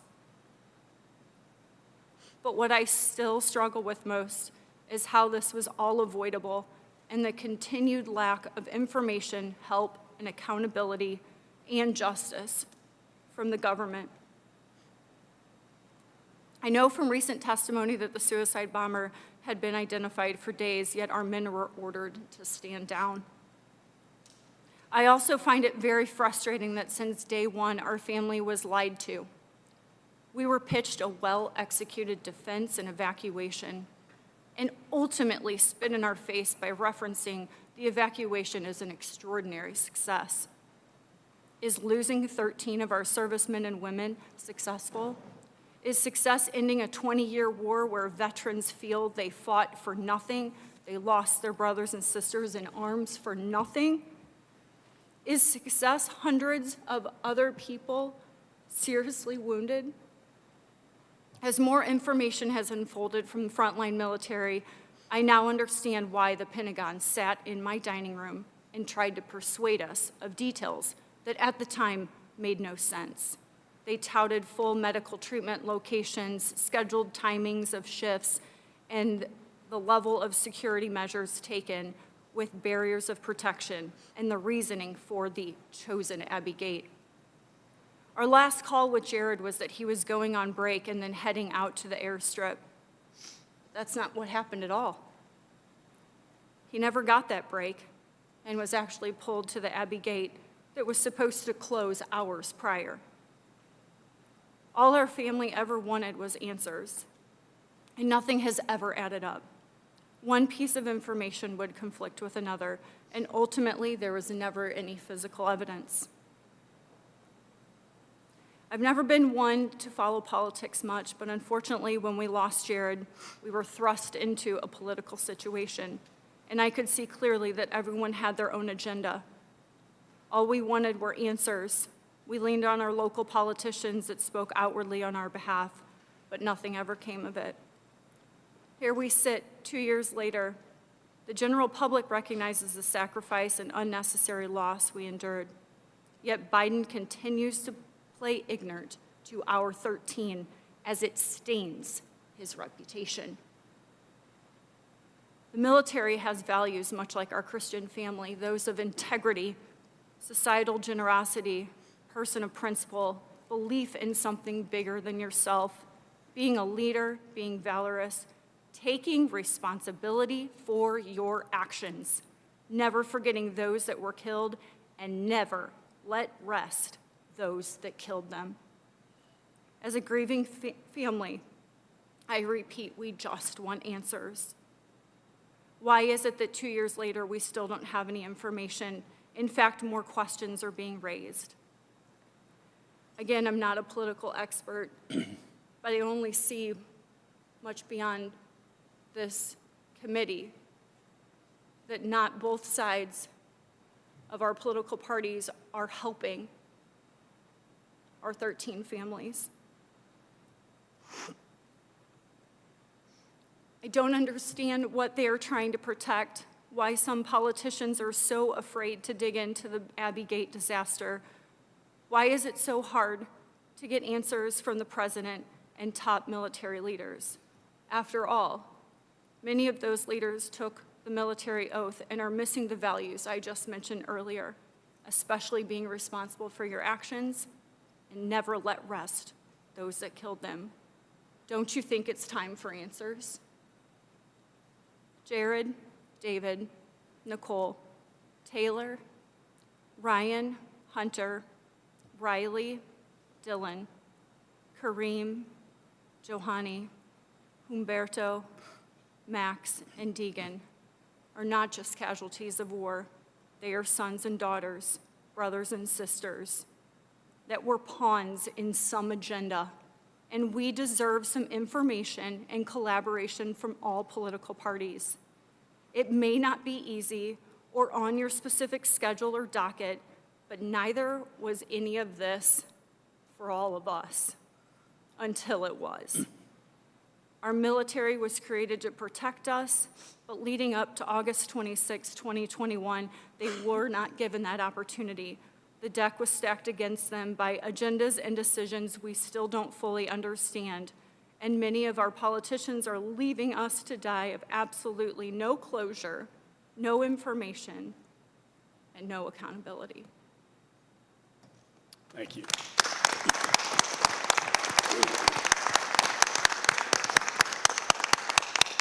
Thank you, Jacqueline. You do deserve answers. And Mark?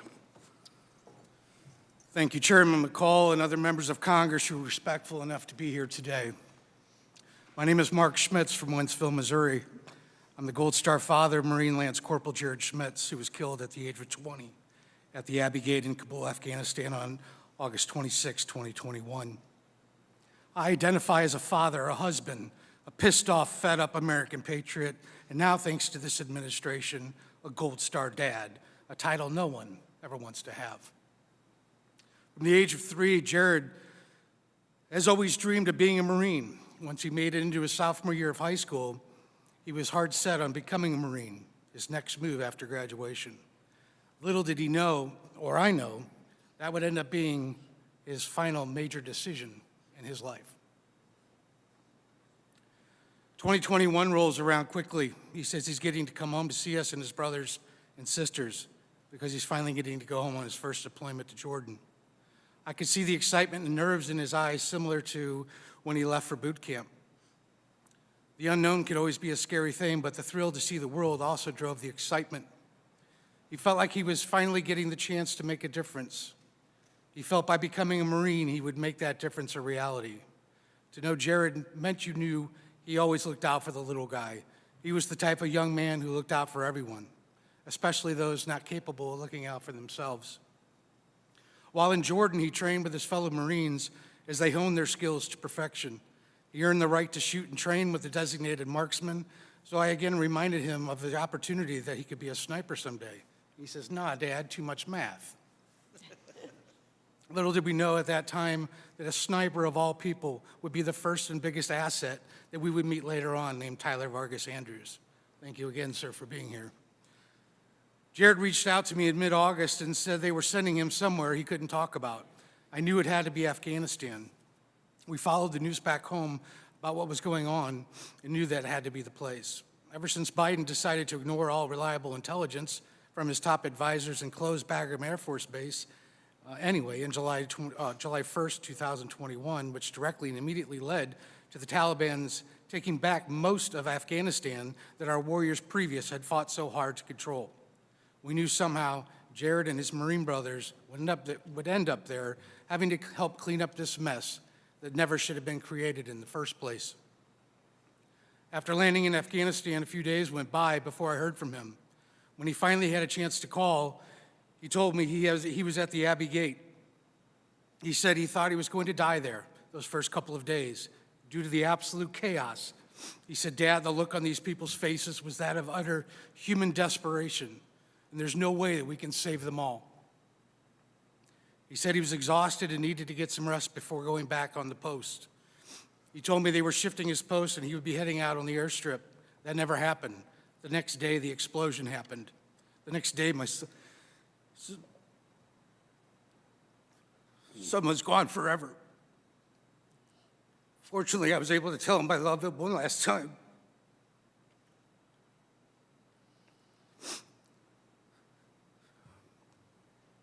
Jared would have made a wonderful husband, a father.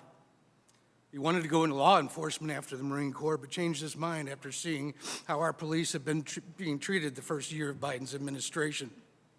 He had mentioned taking over the family business someday, and that couldn't have made me happier. All these things have been stripped from us now, and none of them will happen. He will never have the sun shine on his face again.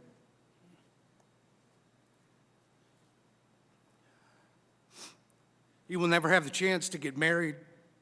He will never experience the joy of being a father, and he would have been one hell of a dad. We will never meet our grandkids. Our family name died that day.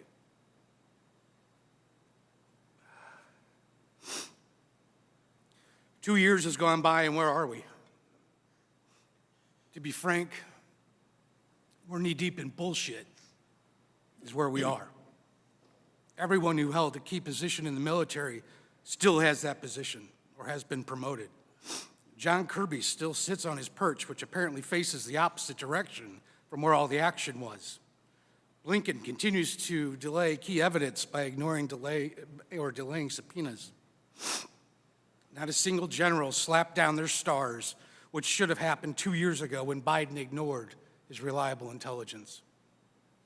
Not a single person has been held accountable.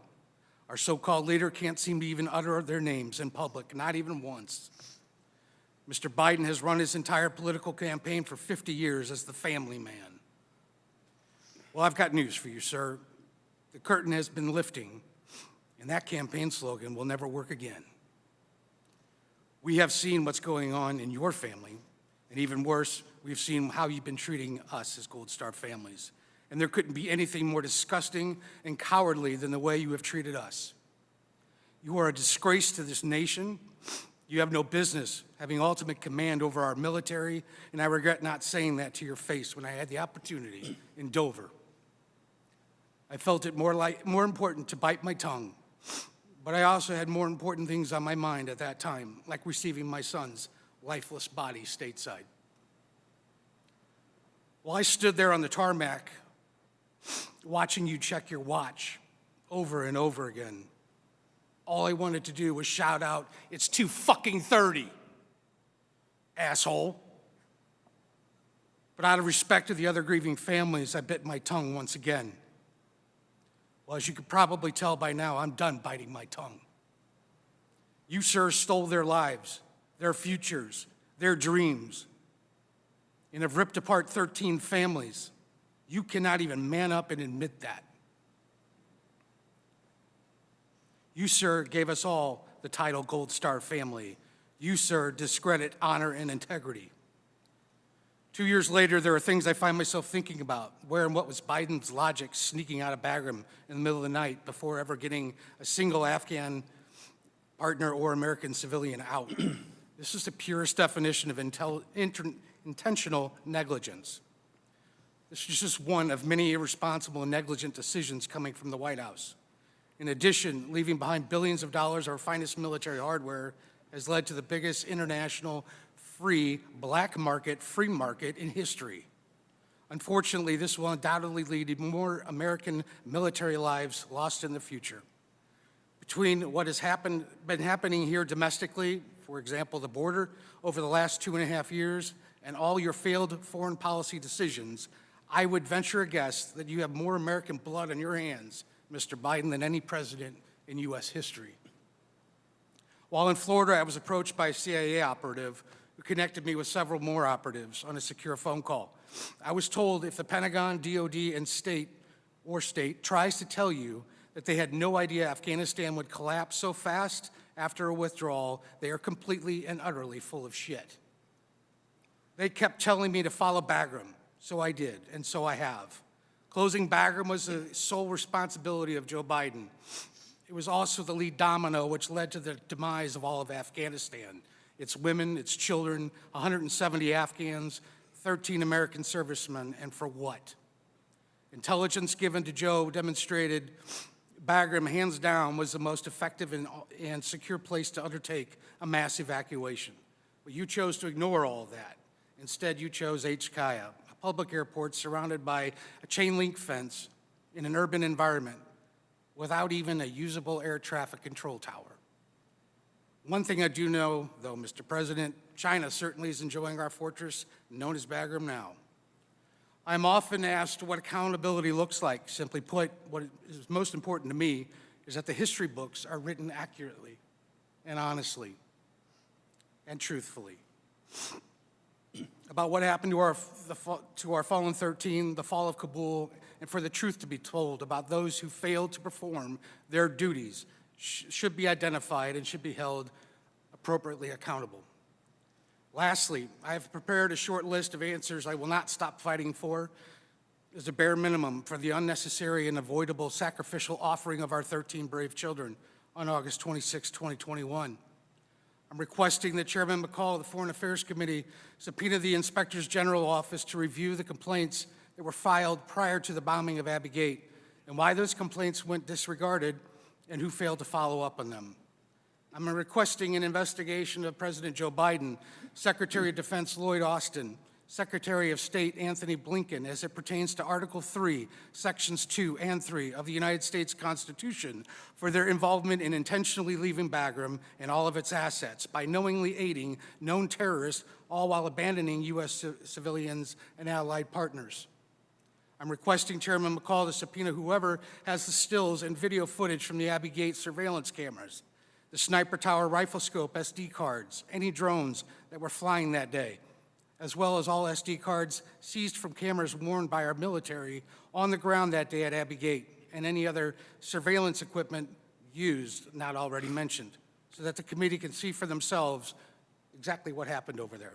And finally, answers to the questions from Tyler's entire testimony. Why did NCIS or FBI never interview him?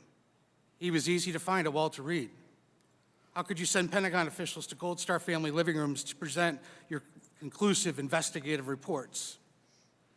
How could a thorough investigation possibly even exist when key witnesses to the events were never even interviewed, including not a single Afghan or the sniper who could have ended it all before it even started? How could it just be acceptable that our snipers cannot get an immediate and straight answer from their commanding officer at such a crucial moment? This bombing did not come out of thin air. We had intel. The bomber was in the area. Lieutenant Colonel Whitehead and generals on the ground were aware of this and did absolutely nothing to prepare our sniper teams, which relied on their leadership. In closing, Mr. Biden and Secretary Austin and Secretary Blinken, if trusting and supporting our military is too difficult for you, then I suggest you pack your shit and enjoy your retirement, because from where I sit on my perch, the noose around your double-down notion that this was an extraordinary success looks like it's tightening a little bit more each and every day. Thank you.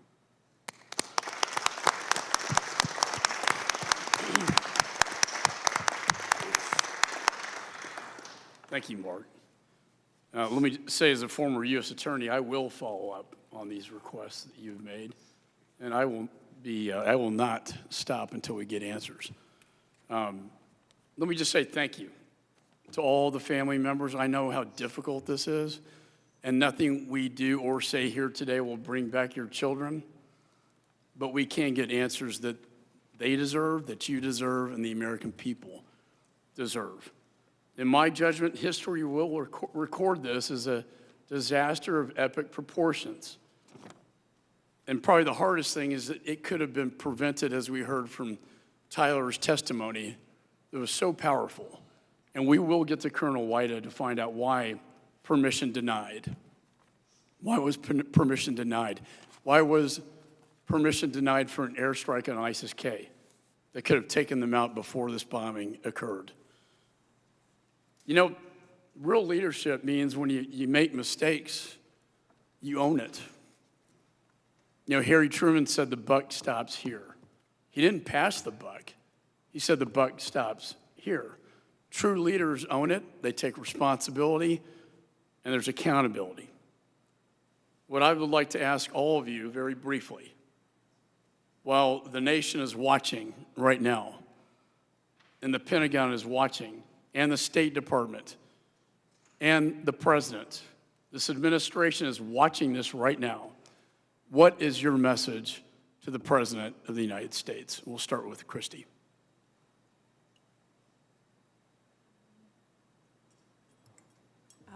I would like to know why the red flags were ignored. The descent cables, the sniper requests, the air support requests. I think it's to have transparency in all of it is really important to me. Darin? For me, I want them all to be grown men like our son was. Come forward, admit those mistakes, rectify the problem.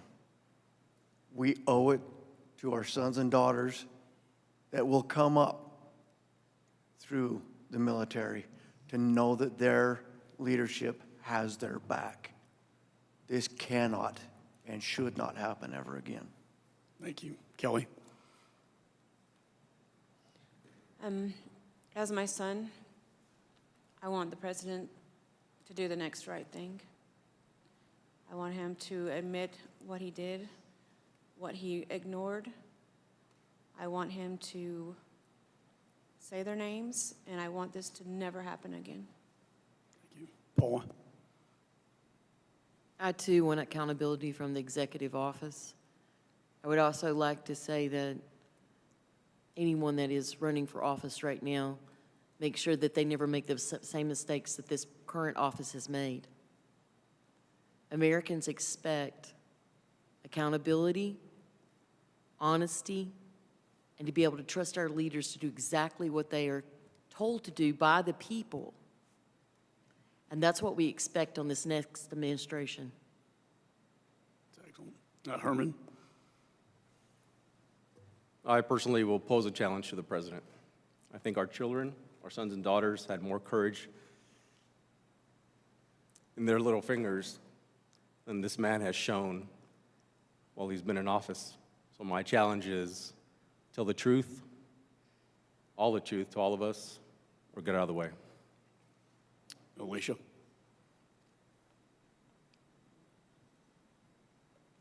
As mother to Hunter and mother to a current son who is serving in the Army, I request accountability, and I request for this not to happen again, because God forbid, without the planning and plans in place, that I receive another knock on my door for a mistake that they have already caused. Thank you. Steve?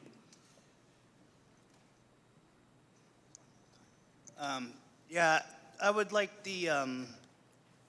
all other evacuations of this type to be held from the Defense Department instead of the State Department and the White House.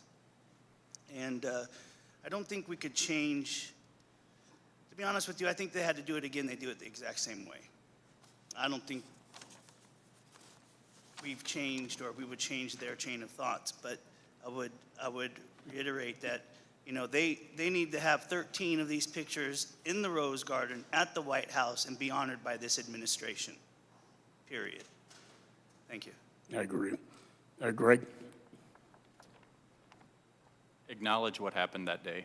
We have a lot of mentally, physically wounded servicemen and women that need support that we're not getting because we haven't acknowledged that day. We need to acknowledge that. The second part is say their names. They've earned it. Thank you. Coral? I don't think a Gold Star parent needs to be sitting in this seat and ask for answers. Since the beginning, they should not lie to us. We deserve to know the truth and not ask for the truth. And I want to hear Biden saying our kids' names. And I always said our kids because they were our kids. Yeah. They were. Mark? As Darin mentioned, I would love to see the president man up, admit this was a more political move on his part than it was military. This is not a game. It's cost our kids their lives. It changed 13 families and a nation of veterans forever. And if he's honest with himself and he feels he can't do this job, because we have active military in place right now that scares the crap out of me for those guys to be under this leadership. If he can't be a leader, step aside and let somebody else do it. Thank you. Jacqueline?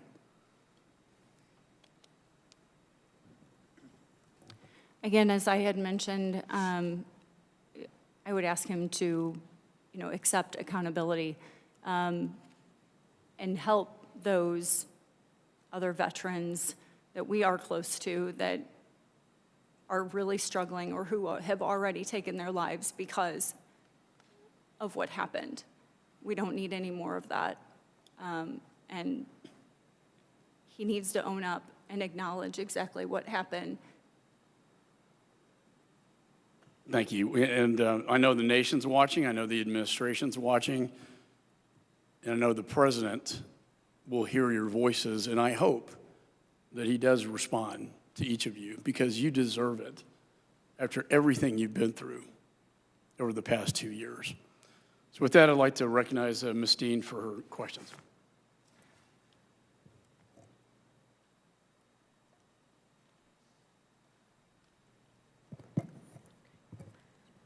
I think it's working. Yeah, thank you. In so many ways, I've been sitting here thinking, what in God's name can I possibly say to any of you?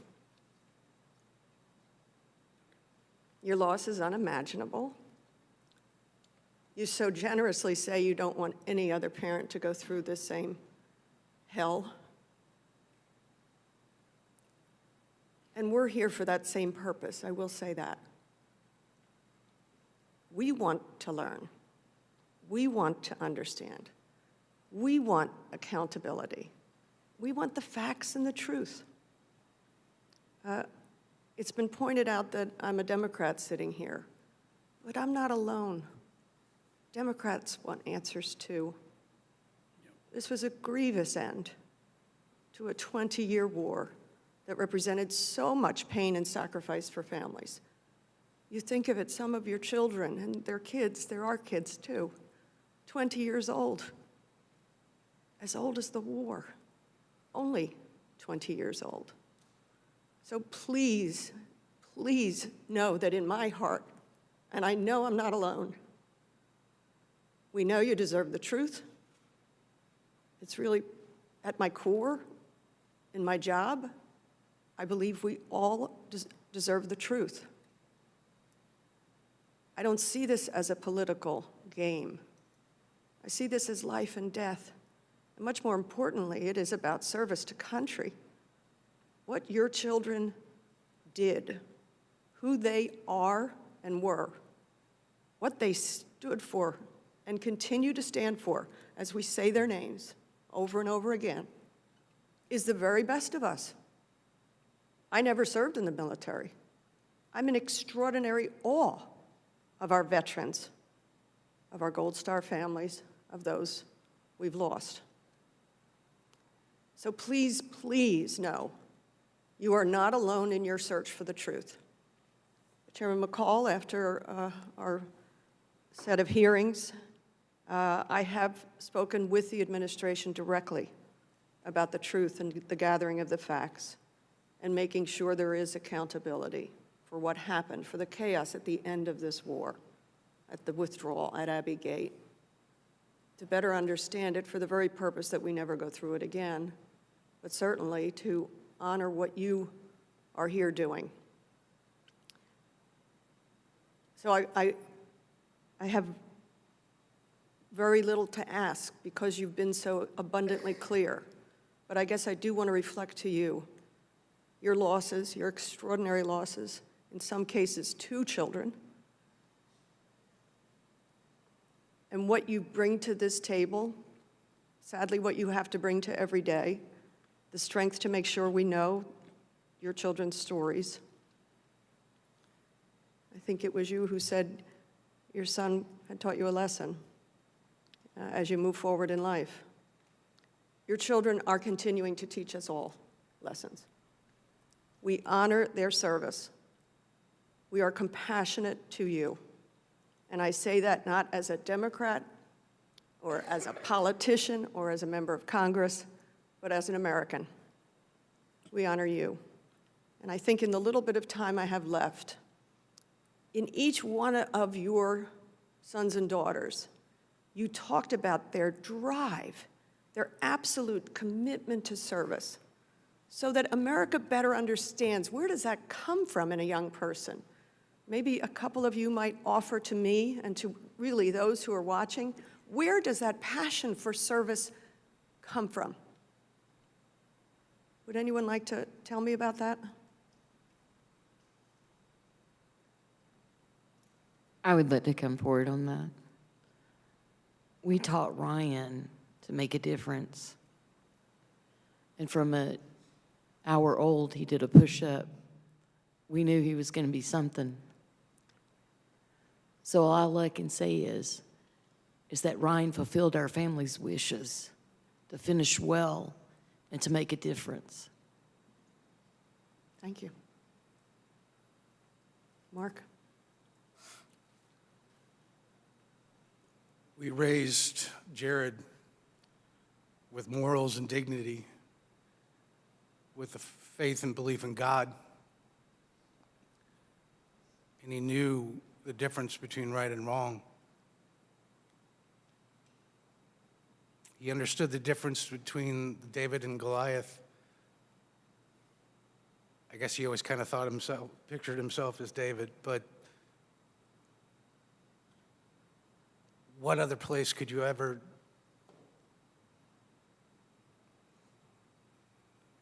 take that mentality and live it out to its fullest than I was going to say Marine Corps, but military in general. So that's why he went that direction. I know my time has expired. Was there anyone else who wanted to speak to the question of service? Coral? I go really fast. I raise my son with values, and I teach him to love. And I think that he did it well until the last minute. And that's why he was that person, because he loves and he respects. Thank you very much. I yield back.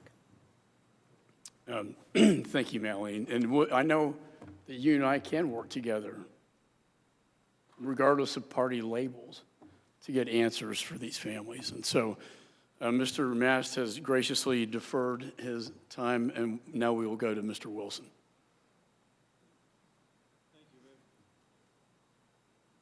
Thank you very much, Chairman Mike McCall, for your leadership and having this meeting today with such wonderful people.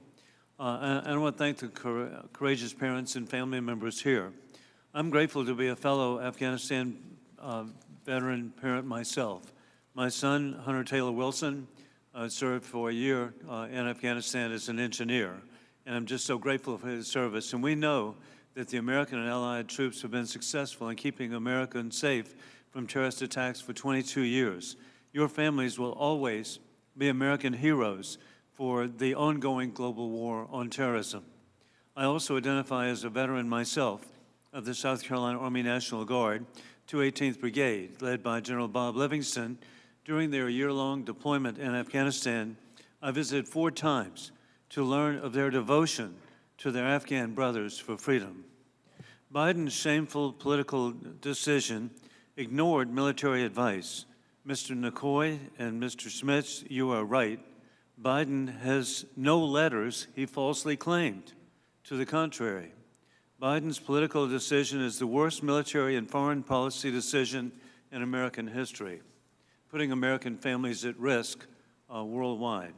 With this in mind, indeed, Mr. and Ms. Lopez, I too have a son named Hunter, so hey, we together. And I'm just so grateful for his service and what he's has meant to our country.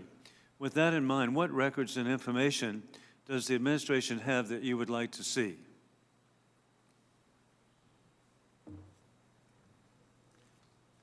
Well, I think overall, as far as records go, it would be as I mentioned earlier, the complete investigation. On a more personal note, there's some debate on whether some of Hunter's property was ever recovered. It was mentioned earlier that there's some SD cards and digital media that's perhaps missing from several families. And I've always been curious as to why those items weren't returned to us. I definitely understand national security. I definitely understand the need for intelligence. But once that has been accomplished, those are items that rightfully belong to each of us. So that'd be one thing.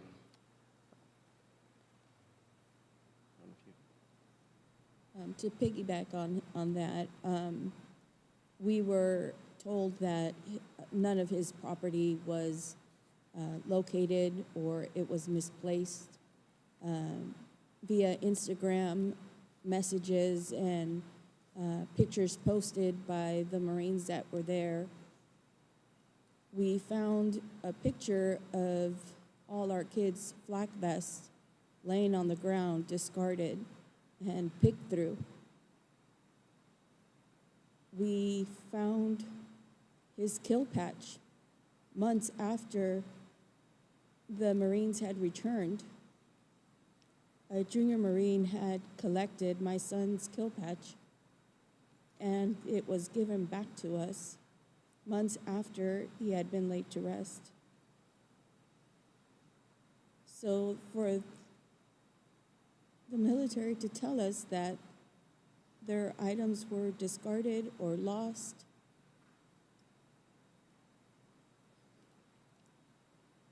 I just can't explain how in the nation that claims to be the best, that they failed to collect our children's belongings, the last of what we have of them is lost. And indeed, this should be bipartisan, working together for each family of anything that should be recovered. We're happy to all participate. And Mr. Hoover, this should be bipartisan, and I want to join with you. It's not political from my side. I asked 2 years ago for Mr. Biden and Ms. Harris to resign, and I knew at that time that meant that there would be a Democrat succession. And so it's not political. But sadly, we see he's still in office and the consequences worldwide of weakness by America. Additionally, I agree with Ms. Self that with the open southern borders, families are at greater risk today of an additional terrorist attack than ever in history. And the borders should be secured. And I know Mr. Schmitz, too. The American people are at risk. Thank you for alerting us. God bless each of you. I yield back. Thank you. Mike Waltz, he wanted me to relay his flight was delayed because of the hurricane in Florida, but he will be at our dinner this evening. And he served in the U.S. military with distinction. I next recognize Chris Smith. Thank you. Thank you very much, Mr. Chairman, for calling this important roundtable. I do want to thank Darrell Issa, too, for doing this a few weeks ago. I think a lot of us were moved almost to tears because I didn't hear all of it, but I saw some of it. But today, you have just touched all of our hearts in the most profound way and the American people. So thank you for doing this. You know, words are inadequate to express our condolences. We all feel inadequate to say that because you have suffered so much. And the cover-up that has followed for the last 2 years just adds salt to the wound and makes it that much harder for you, I'm sure, to process this. So again, I apologize on behalf of our government, especially the executive branch, for it not being candid with you and for engaging what I consider to be a gross cover-up. You know, I saw the president's statement that he put out on the 26th, in which he said, we will always continue to support them, talking about you. You know, words are cheap in Washington, and it seems to me that these kinds of words, there needs to be an independent, comprehensive investigation. IGs do a good job sometimes. GAO does a good job most of the time. But there needs to be a truly independent investigation into all of the very valid questions you have asked and my colleagues have put forward with regards to our concerns as well.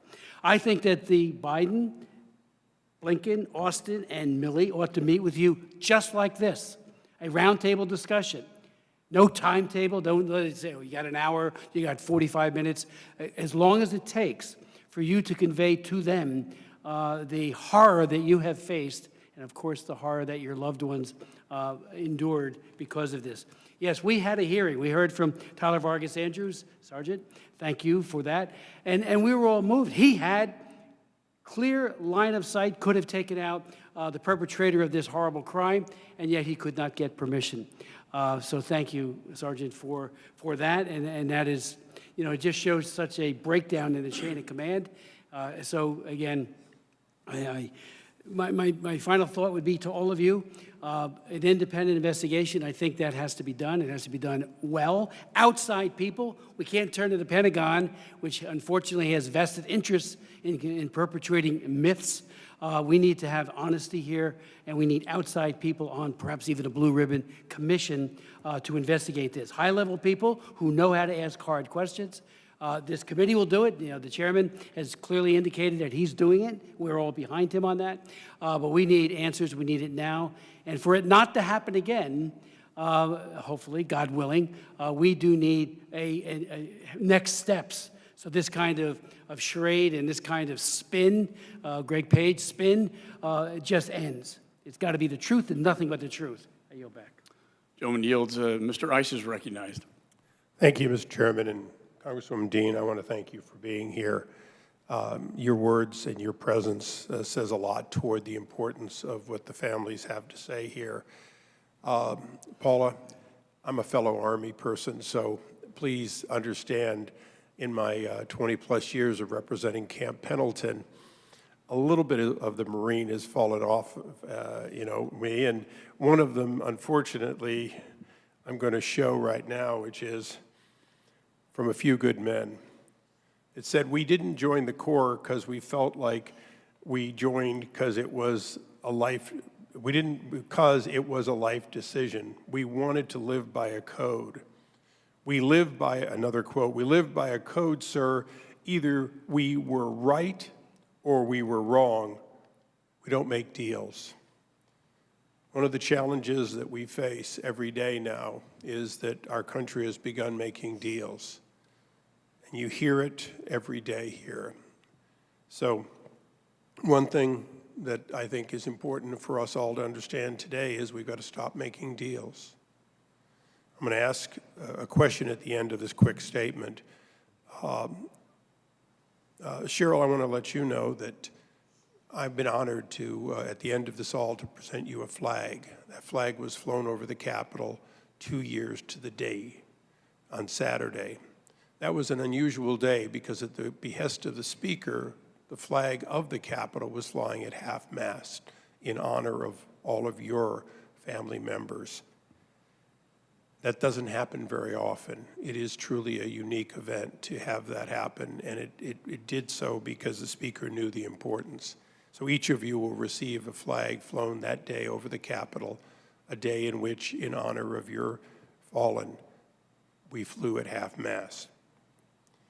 Now, a lot has been said about what the President did or didn't do, and I think I'll just leave that where it's been well said.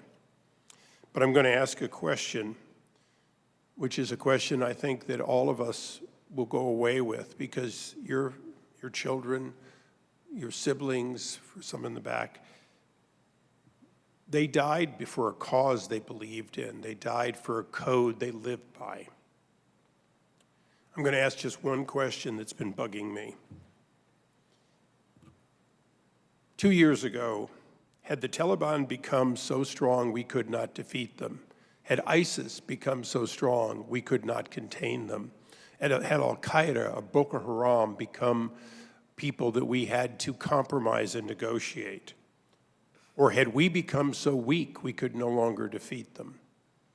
If the answer is yes, then there was a reason to leave Afghanistan the way we did.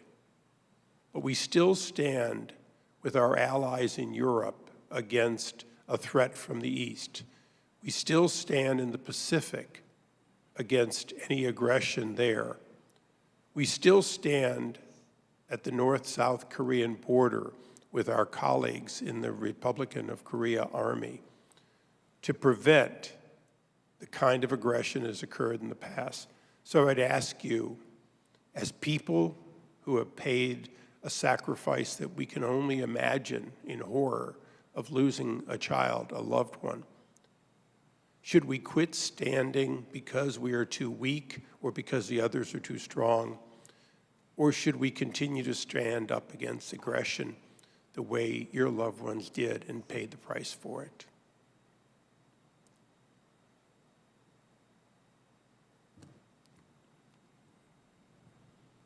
We stand up for aggression.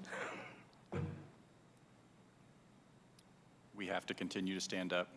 We just need to do it better. My family continues to stand.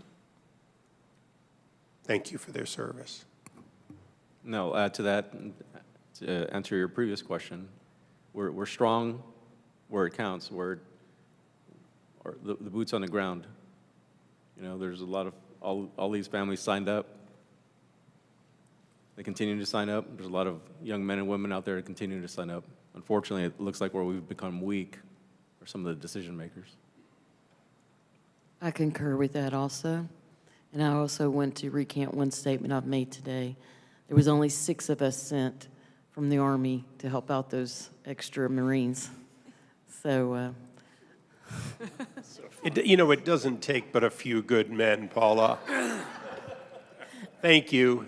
Thank you all for the answer that I knew I would get from the families who serve and whose children serve, and that is that they serve for a reason. They were raised to believe in this country. Thank you. I yield back. Gentleman yields. Chair recognizes Ms. Wagner. I thank the chairman very much for bringing us together today, all of us together to commemorate, sadly, this, I can't believe it's been 2 years since this tragedy, this terrorist attack at Abbey Gate. And to each of the families here, as a proud Army mom of an Afghanistan veteran, I want you to know how much I thank you for your witness, for your courage, for your strength. You are a blessing to us. You are a blessing to this nation as we hear your stories, and we will continue to seek truth and accountability. Truth, answers, and accountability. To the Schmitz family, who live just outside of the 2nd District in the greater St. Louis area and from Wentzville, Missouri, and St. Charles. I know we've spoken before.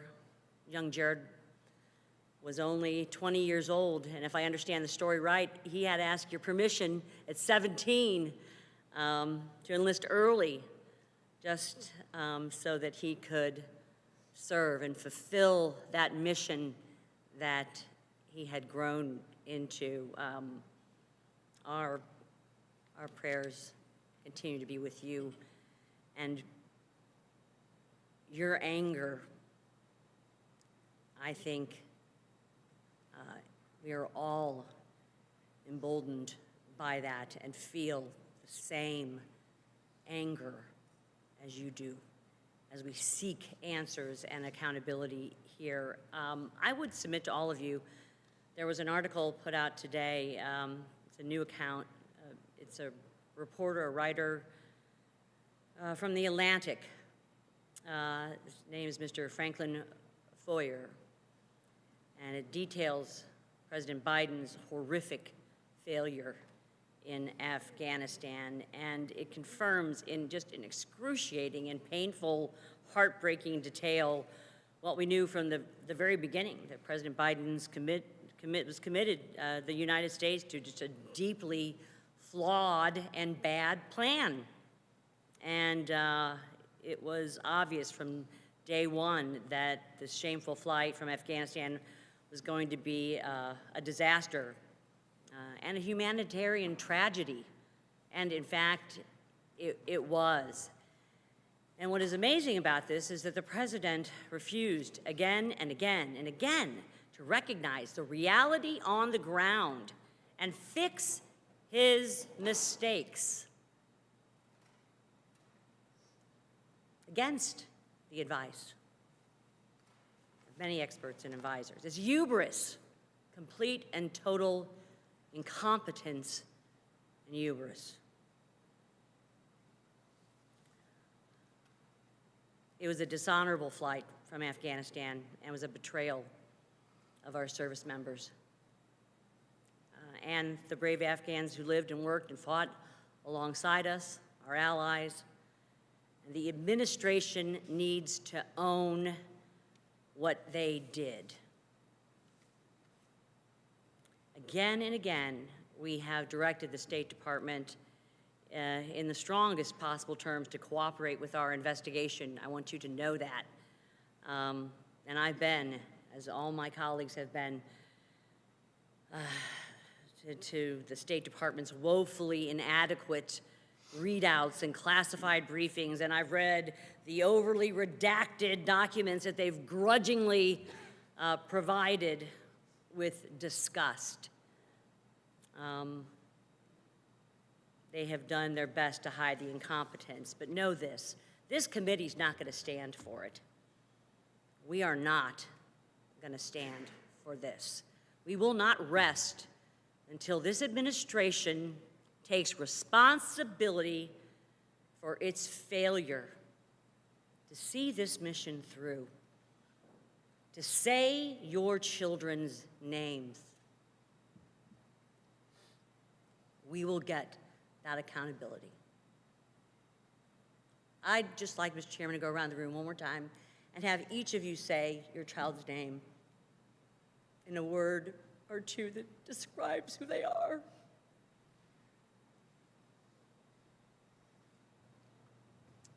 Sergeant Nicole Leanne G. was an encourager for life. Staff Sergeant Darin Taylor Hoover, fearless leader and great protector.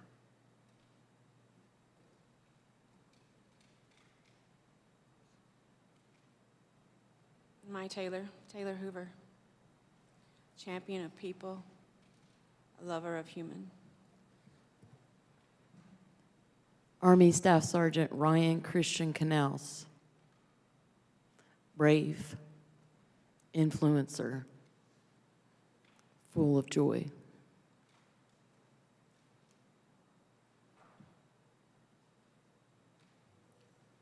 Hunter Lopez, United States Marine Corps Corporal, noble warrior.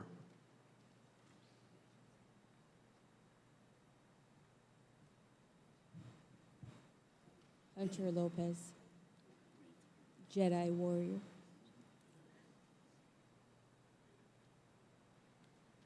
Lance Corporal Dylan Ryan Marola, lovable, strong Marine, honorable. Kareem M. Nikoui, born-again Christian. Degan William Tyler Page, huge heart, tough outer shell. Corporal Humberto Bert Sanchez. He was a great defender. Lance Corporal Jared M. Schmitz, compassionate warrior and honorable. Jared Marcus Schmitz was humble and dedicated. I thank you, Mr. Chairman. I yield back. Thank you. Our next member is a veteran of the Vietnam War, and I was reminded of the administration's comments that this will not be another Vietnam, that we will not see helicopters flying off the top of the embassy. And yet that's exactly what we saw, and I would submit it was worse. It was worse in Vietnam. But Mr. Baird.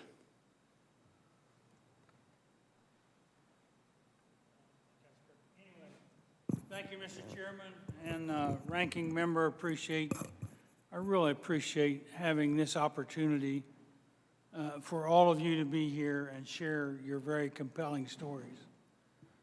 And Paula, for whatever it's worth, my background is the Army too, so and I only tell you that so these Marines can adjust to what I'm gonna say. But anyway, I think the most important thing that I would like for you to know is that your sons and daughters are really appreciated. This country appreciates you. And even though you haven't had the kind of response you would like to have had from your government, I can tell you the American people appreciate it.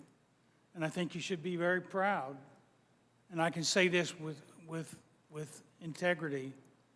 I think you should be very proud of the sons and daughters that you've raised and that end up serving in the military. Because I had the opportunity to command them while I was in Vietnam.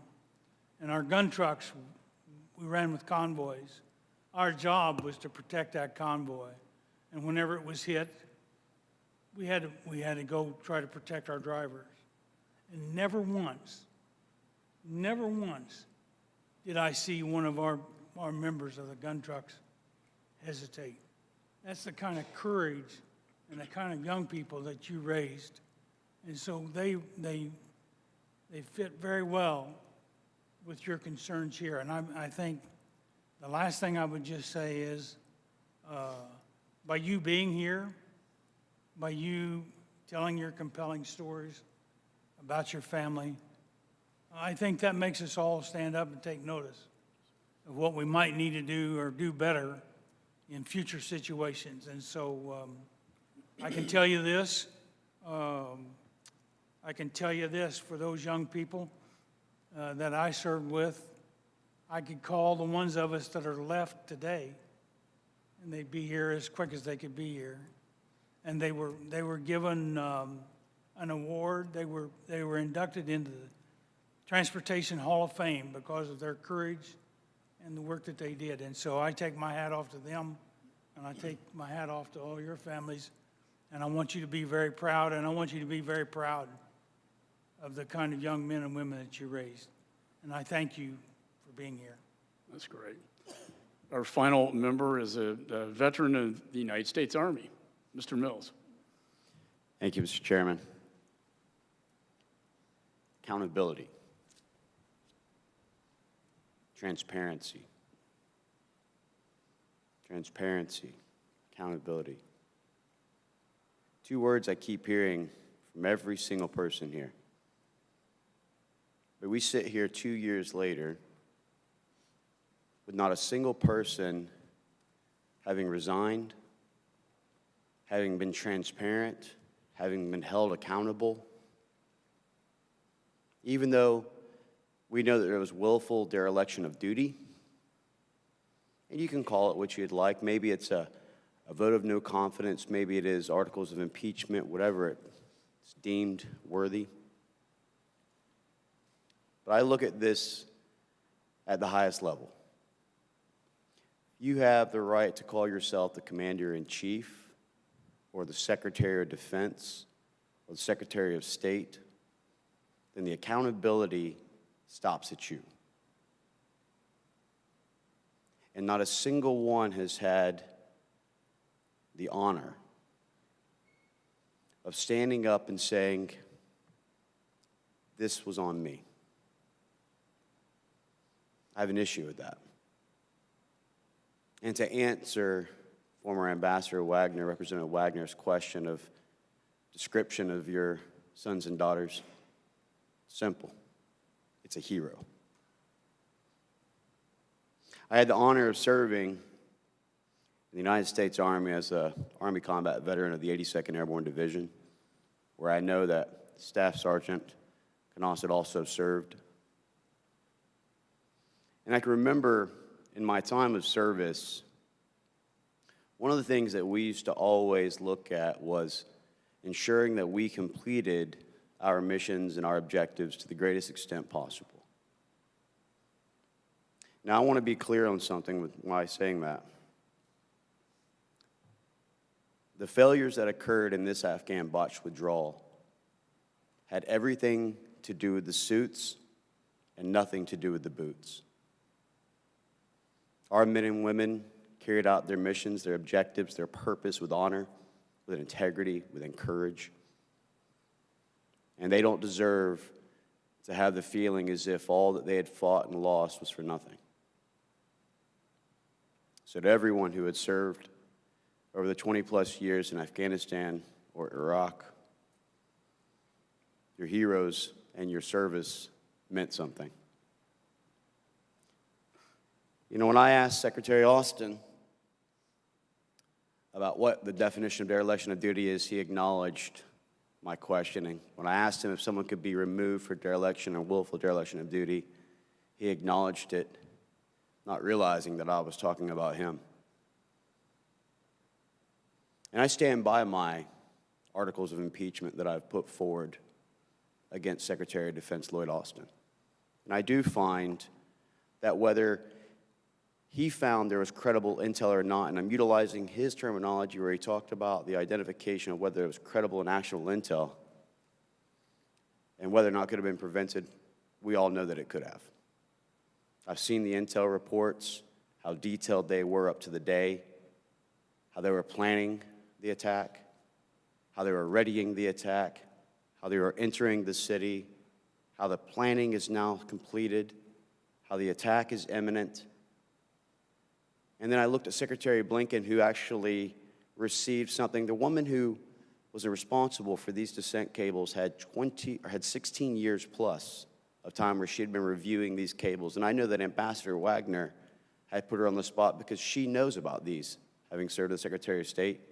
And when we asked her whether or not there's been cables who's ever had 23 diplomats sign it, she said, never during my career have I seen that.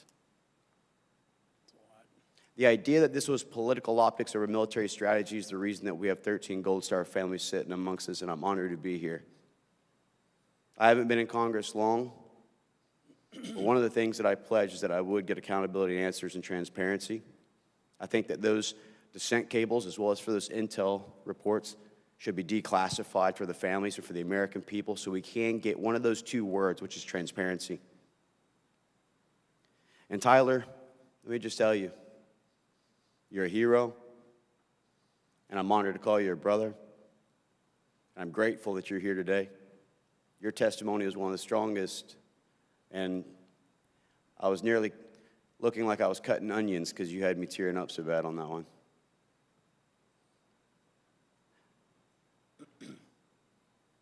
There should have been clear escalations of force and rules of engagements that were set forth so that you could have carried out your job and have identified the bolo and stopped this from happening. And not even during the State of the Union did President Biden once acknowledge your children or acknowledge the failures. But I won't stop fighting, whether it's to change policy whereby families do not have to come out of money first and be reimbursed, or have nonprofits step in to replace and get them to where they need to be for their final resting, as they did with Nicole, or whether it be for making sure that those who are responsible hold their hand up and try and be a dignified and honorable individual to acknowledge what happened so it doesn't happen again. I thank Chairman McCall. I thank my brother Brian Mast.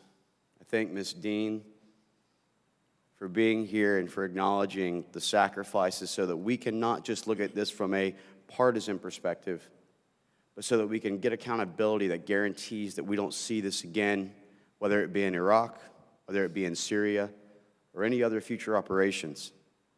But I'll tell you, the most successful and victorious battle is the one that we don't get ourselves into to begin with.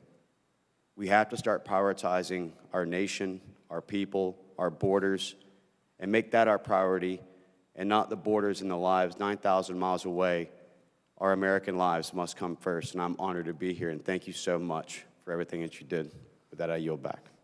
Thank you, Corey. Let me just say in closing that we are behind you, and the nation is behind you.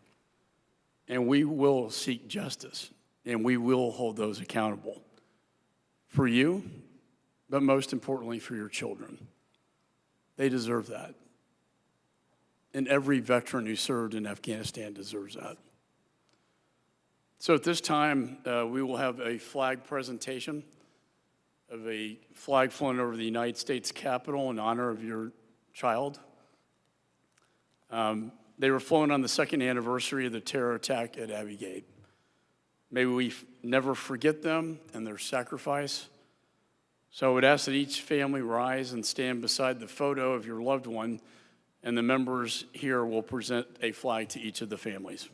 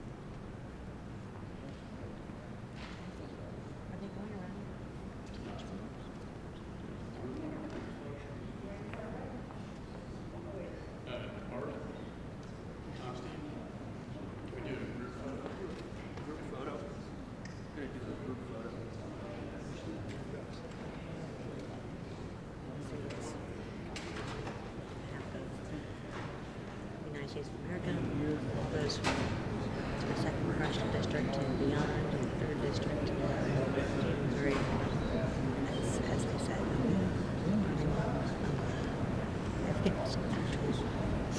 we're so grateful. So service. First class.